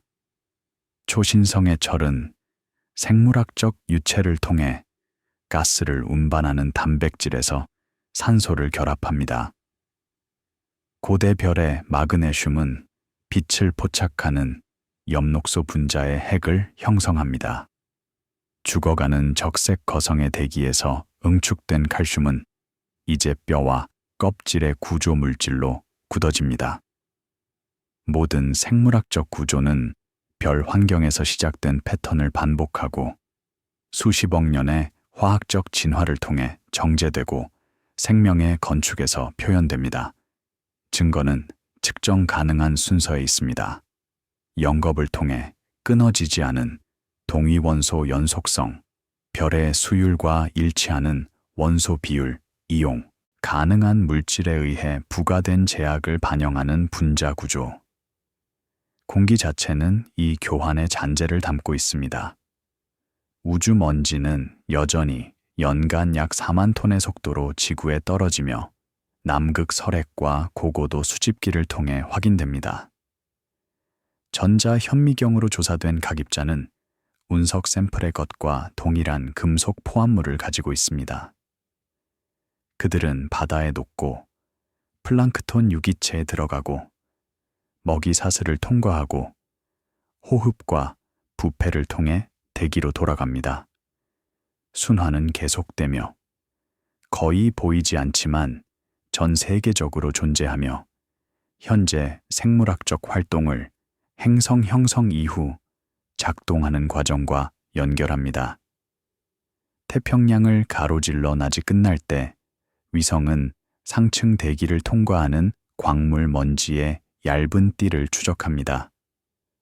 그들의 움직임은 일정하고 생물학적 시간 척도에 무관심합니다. 초기 태양계를 이전 별 세대의 먼지로 채운 것과 같은 순환의 메아리입니다. 이러한 부유 입자에서 별의 역사는 공중에 남아있고 햇빛을 걸러내고 하늘 색을 바꾸고 때때로 행성 표면에 신선한 별 물질을 전달합니다. 생명은 호흡함으로써 그 긴 교환에 참여하며 수십억 년 동안 여러 환경을 거쳐 순환한 원자를 통합합니다. 존재의 화학은 고정된 디자인이 아니라 별의 핵합성, 행성 과정, 생물학적 시스템 사이에 지속적인 협력으로 지속됩니다. 각 심장 박동, 각 호흡은 40억 년 전 그 첫 번째 조립의 연속을 나타냅니다.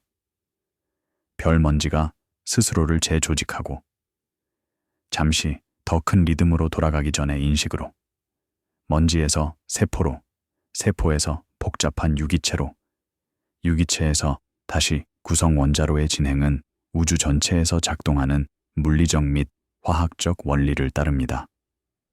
생명은 예외가 아니라 적절한 조건과 화학이 가능한 구조의 공간을 탐색할 충분한 시간이 주어진 예상되는 결과로 나타납니다.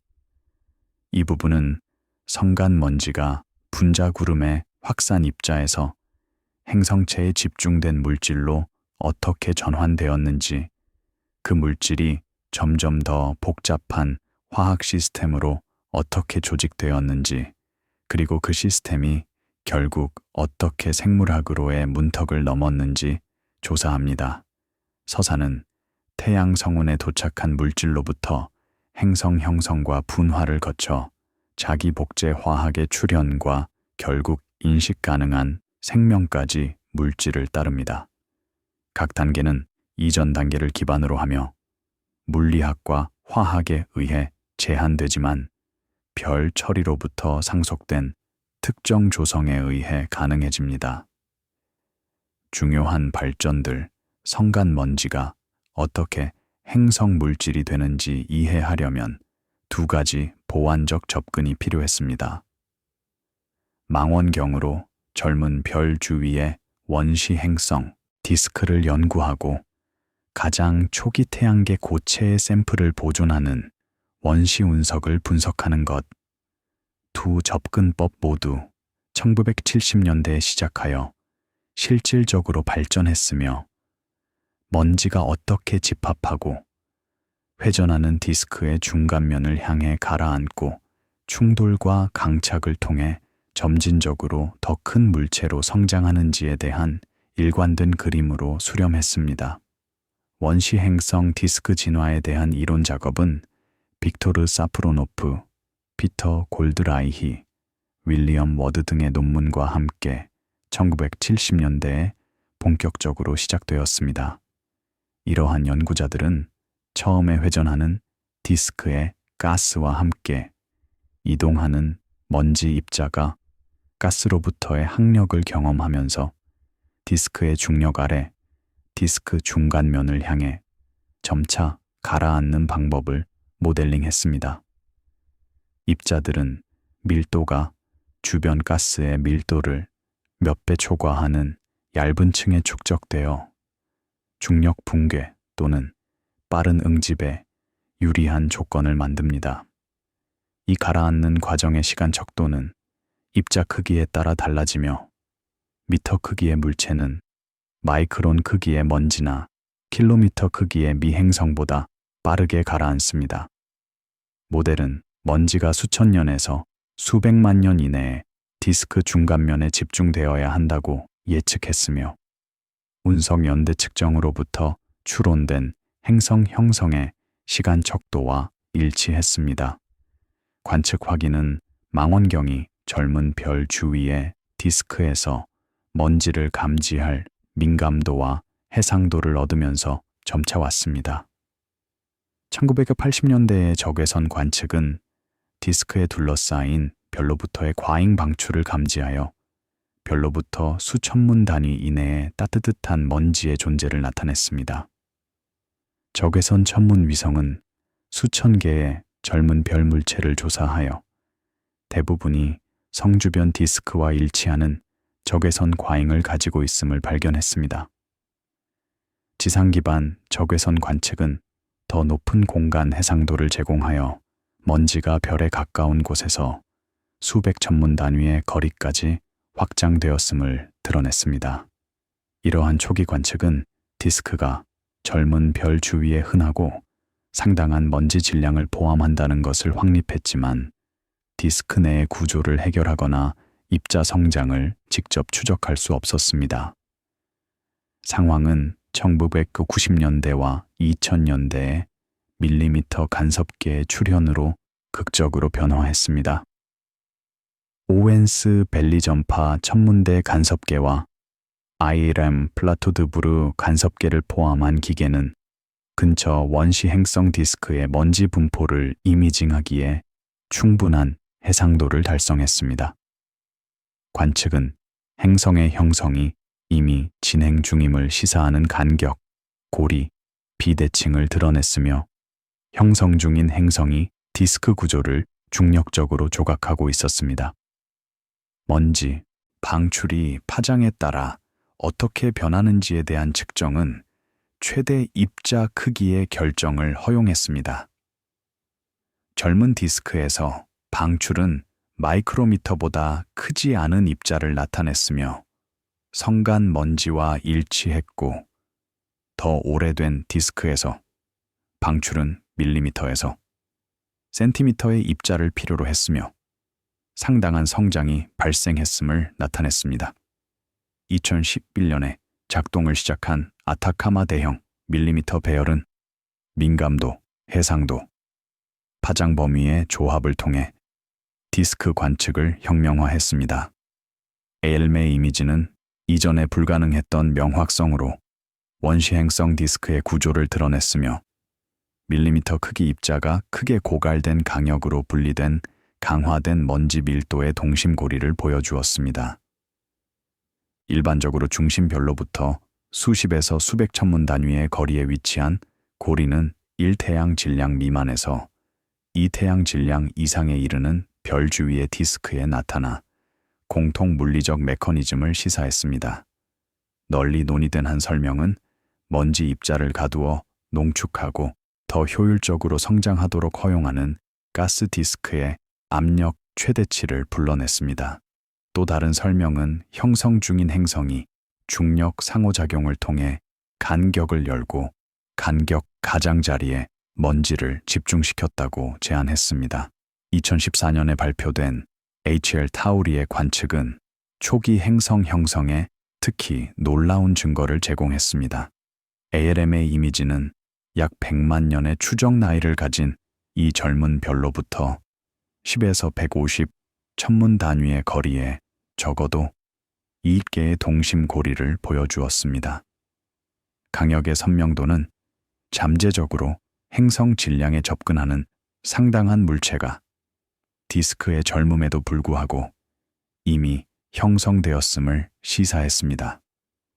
관측은 행성의 형성이 수천만 년을 필요로 한다고 제안하는 이전 타임라인에 도전했으며 적절한 조건 아래에서 행성 크기로의 성장이 훨씬 더 빠르게 발생할 수 있음을 나타냈습니다.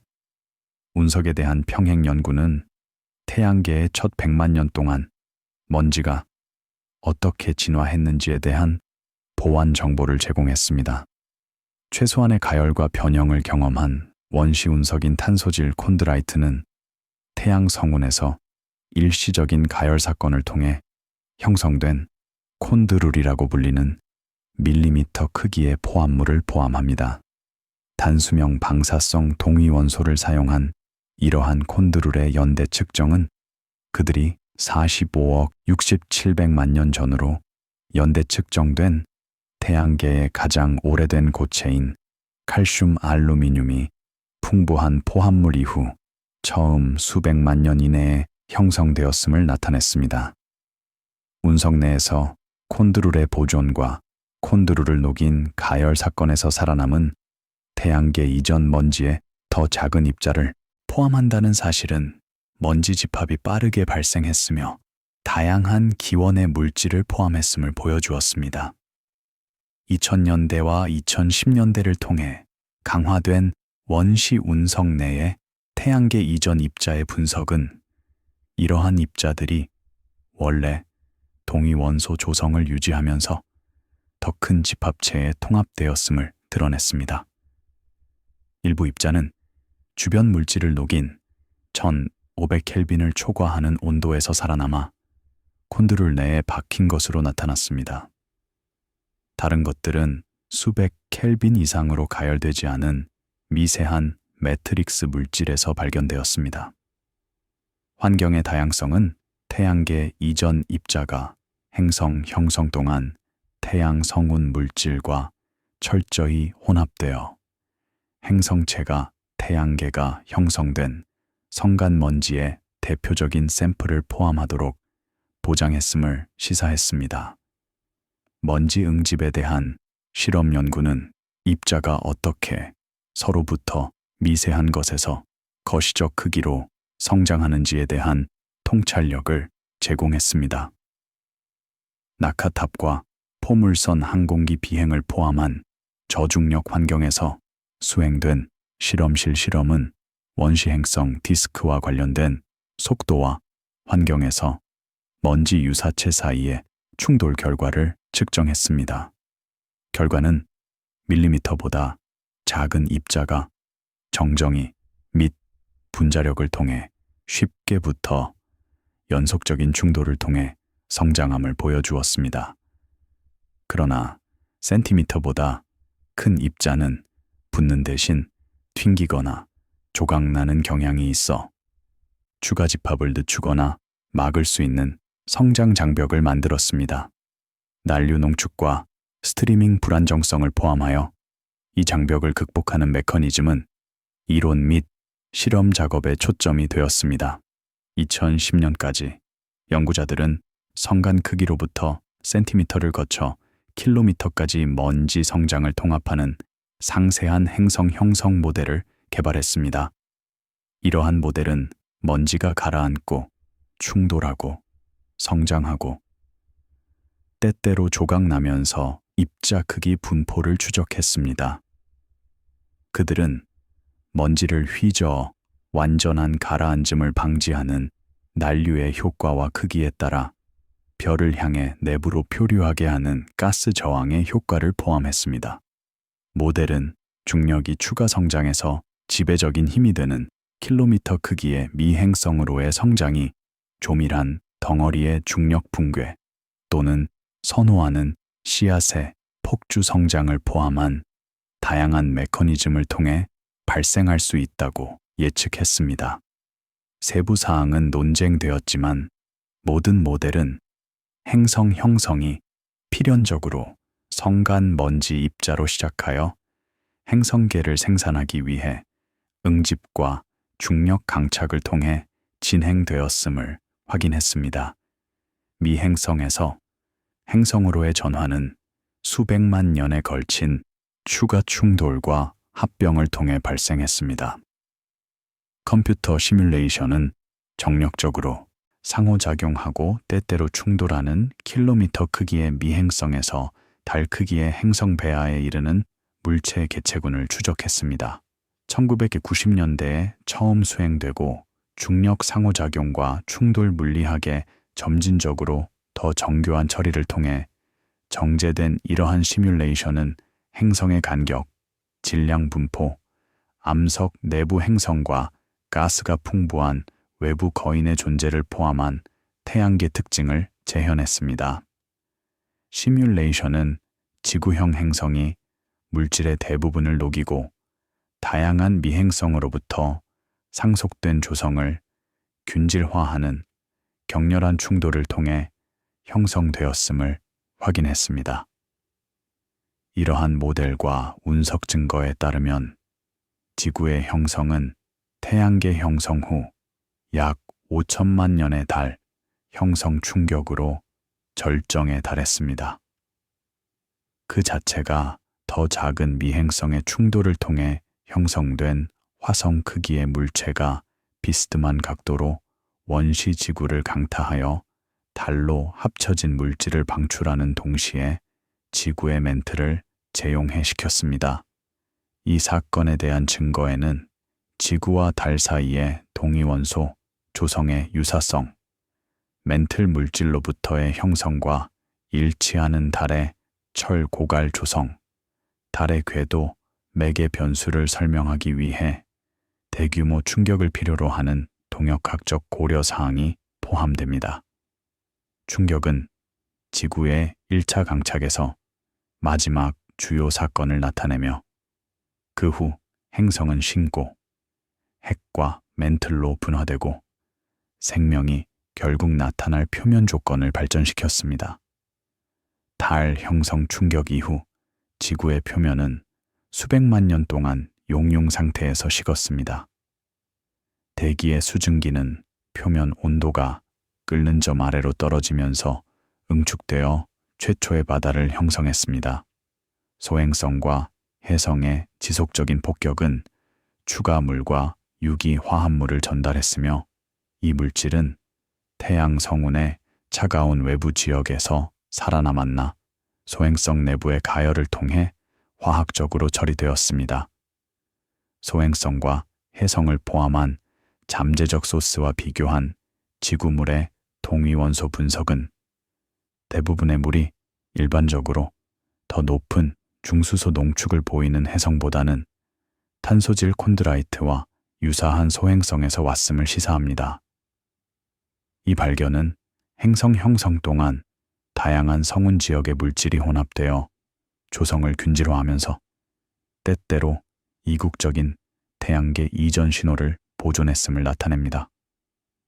지구 역사의 처음 수억 년 이내에 행성은 안정된 지각, 바다, 그리고 아마도 대륙을 발전시켰습니다.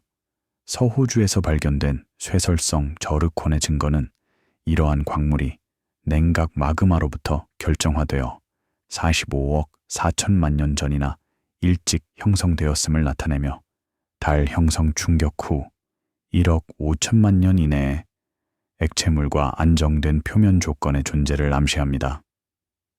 2001년에 처음 보고되었을 때 거주 가능성의 빠른 확립은 많은 연구자들을 놀라게 했는데 이전 모델은 거주 가능한 조건을 지연시킬 표면, 용융과 대기 손실의 광범위한 기간을 제한했기 때문입니다.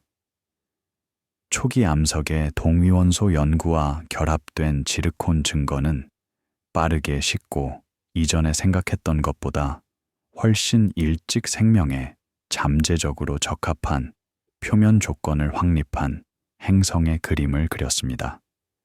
생명 자체에 대한 가장 초기 증거는 약 38억에서 37억 년 전으로 연대 측정된 그린란드와 호주의 암석에 나타납니다.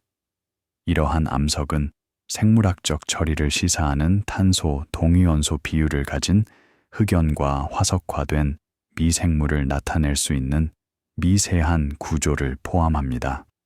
암석의 변성 변형 때문에 해석이 논란의 여지가 있지만 대부분의 연구자들은 생명이 37억 년 전까지 그리고 아마도 더 일찍 존재했다고 받아들입니다.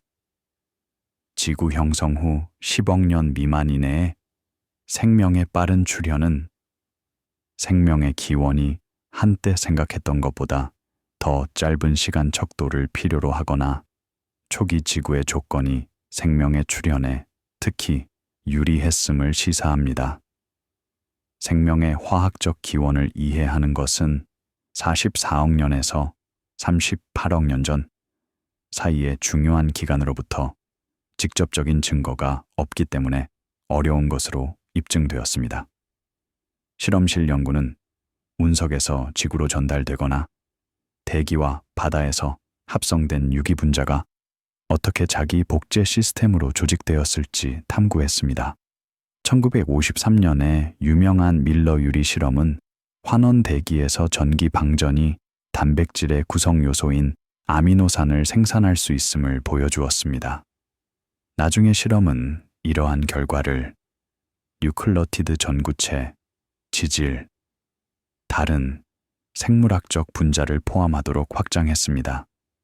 생명이 없는 물질로부터 생명을 만드는 데 성공한 실험은 없지만 작업은 적절한 조건과 충분한 시간이 주어지면 화학이 생물학으로 전환될 수 있는 그럴듯한 경로를 확인했습니다. 최근 초점은 생명의 화학 전구체가 집중되고 조직화되었을 수 있는 환경을 조사하는 것으로 이동했습니다. 해저 및 지상 모두 열수 분출구는 복잡성으로 이어지는 반응을 주도할 수 있는 화학 에너지와 열 구배를 제공합니다. 초기 해양 퇴적물의 점토 광물은 유기 분자를 농축하고 잠재적으로 더 긴 사슬로의 중합을 촉매하는 표면을 제공합니다. 증발하는 조수웅덩이는 용해된 물질을 농축하여 더 긴 중합체의 형성을 선호하는 젖고 건조한 조건 사이를 교대합니다. 제한된 각 환경은 적절한 조건에서 관련 분자의 향상된 생산을 보여주는 실험적 지원을 가지고 있지만 어떤 환경이 가장 가능성이 있었는지 또는 여러 환경이 기여했는지에 대한 합의는 나타나지 않았습니다. 이 모든 작업에서 명확하게 남아있는 것은 생명이 별의 핵합성에 의해 제공된 물질로부터 나타났으며 별의 죽음에서 성간 분산을 거쳐 행성 형성까지의 과정의 사슬을 통해 전달되었다는 것입니다. 최초의 세포를 구성하는 원자는 별에서 기원했고 성간 먼지로 여행했고 미행성과 행성에 통합되었고 바다와 대기에서 화학 처리를 그쳤고 결국 대사와 복제가 가능한 구조로 조직되었습니다. 각 단계는 물리적 및 화학적 법칙을 따라 별 진화를 통해 자연적으로 생산된 것 이상의 특별한 물질을 필요로 하지 않았으며 지질학적 및 천문학적 기간에 비해 빠르게 보이는 시간척도 내에서 발생했습니다. 이 관점에서 생명은 에너지와 액체물을 제공하는 조건에서 화학 공간을 탐색할 충분한 시간을 가진 별 물질의 자연스러운 결과로 나타납니다. 관련 당사자 및 기관의 역할, 유럽 남방천문대, 국립전파천문대, 일본 국립천문대를 포함한 국제 파트너십에 의해 운영되는 아타카마 대형 밀리미터 배열은 현재 이용 가능한 원시행성 디스크에 대한 가장 높은 해상도 관측을 제공합니다. 칠레 안데스의 5,000m 고도에 위치한 ALMA의 66개 안테나는 함께 작동하여 차가운 먼지가 가장 강하게 방출하는 밀리미터 파장에서 작동하면서 광학 망원경에 필적하는 해상도를 합성합니다. 2011년 이후 수행된 관측은 젊은 태양과 유사한 티타우리 별에서 더 거대한 허빅 AB 별에 이르는 젊은 별 주위의 수십 개의 디스크에서 상세한 구조를 드러났습니다. 칠레, 북미, 유럽, 동아시아의 아카이브를 통해 공개적으로 이용 가능한 배열의 데이터 제품은 디스크 구조, 먼지 특성, 행성 형성 과정을 조사하는 전 세계 수백 명의 과학자들의 연구를 지원합니다. 하이델베르크의 막스 플랑크 천문학 연구소는 지상 기반 망원경과 우주 임무를 사용하여 원시행성 디스크를 연구하는 관측 프로그램을 조정합니다. 연구소 연구자들은 근처 별 형성 지역의 젊은 별 물체에 대한 체계적인 조사를 수행하여 다중파장 관측을 통해 디스크 질량, 온도, 조성을 특성화했습니다. 그들의 작업은 먼지 광물학을 드러내는 저고해선 분광법과 먼지 질량과 온도를 제한하는 밀리미터 측광법을 결합합니다. 연구소의 이론 그룹은 다양한 조건에서 먼지가 어떻게 가라앉고 표류하고 성장하는지 계산하는 디스크 진화를 모델링합니다. 모델과 관측 사이의 비교는 다른 디스크 지역과 진화 단계에서 어떤 물리적 과정이 지배하는 자 드러내 일반적인 성간 먼지가 특정 행성 물질이 되는 방법에 대한 이해를 발전시킵니다. 나사의 에임스 연구센터는 원시 행성 디스크와 행성 대기의 조건을 시뮬레이션하는 천체 물리학 및 우주화학 실험실을 보유하고 있습니다. 센터의 실험 시설은 디스크 환경의 특징인 진공, 온도, 복사 조건을 재현하여 먼지 입자가 어떻게 상호작용하고 입자 표면에서 분자가 어떻게 형성되는지 측정할 수 있습니다. 이러한 실험은 천문 관측을 해석하기 위한 필수 데이터를 제공하여 어떤 조건에서 어떤 화학 반응이 발생하고 충돌 중 입자가 얼마나 효율적으로 응집하거나 튕기는지 드러냅니다. 관측 천문학과 실험실 천체 물리학 모두에 대한 센터의 전문성은 망원경이 관찰하는 것과 그러한 관측을 일으키는 물리적 과정 사이에 긴밀한 연결을 허용합니다. 워싱턴 DC의 카네기 연구소의 지구 자기 부서는 행성의 형성과 초기 태양계 진화에 초점을 맞춥니다. 그곳의 연구자들은 운석의 방사성 동위원소 연대 측정을 사용하여 태양계 사건의 연대기를 확립하고 다른 클래스의 운석이 언제 형성되었고 행성 형성이 얼마나 빠르게 진행되었는지 결정합니다. 특히 알루미늄 26과 하프늄 108G와 같은 단수명 시스템의 동위원소 비율에 대한 고정밀 측정은 태양계의 45억 6,700만 년 역사에 걸쳐 수십만 년 이내로 정확한 시간 척도를 제공합니다. 수십 년간 점진적으로 더 정밀한 측정을 통해 개발된 이 연대기 틀은 이론적 추정보다는 실제 시간 척도의 행성 형성 모델을 고정시킵니다. 그리고 이렇게 작업은 계속됩니다.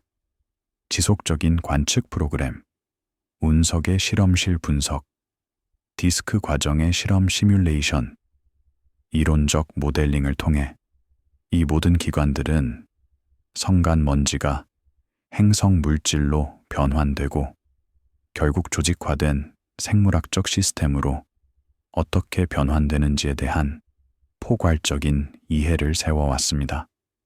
우주의 가장 작은 규모에서 가장 큰 규모까지 물질은 흐릅니다. 별에서 공간으로, 공간에서 행성으로, 행성에서 생명으로, 그리고 언젠가 다시 먼지로. 이것이 순환입니다.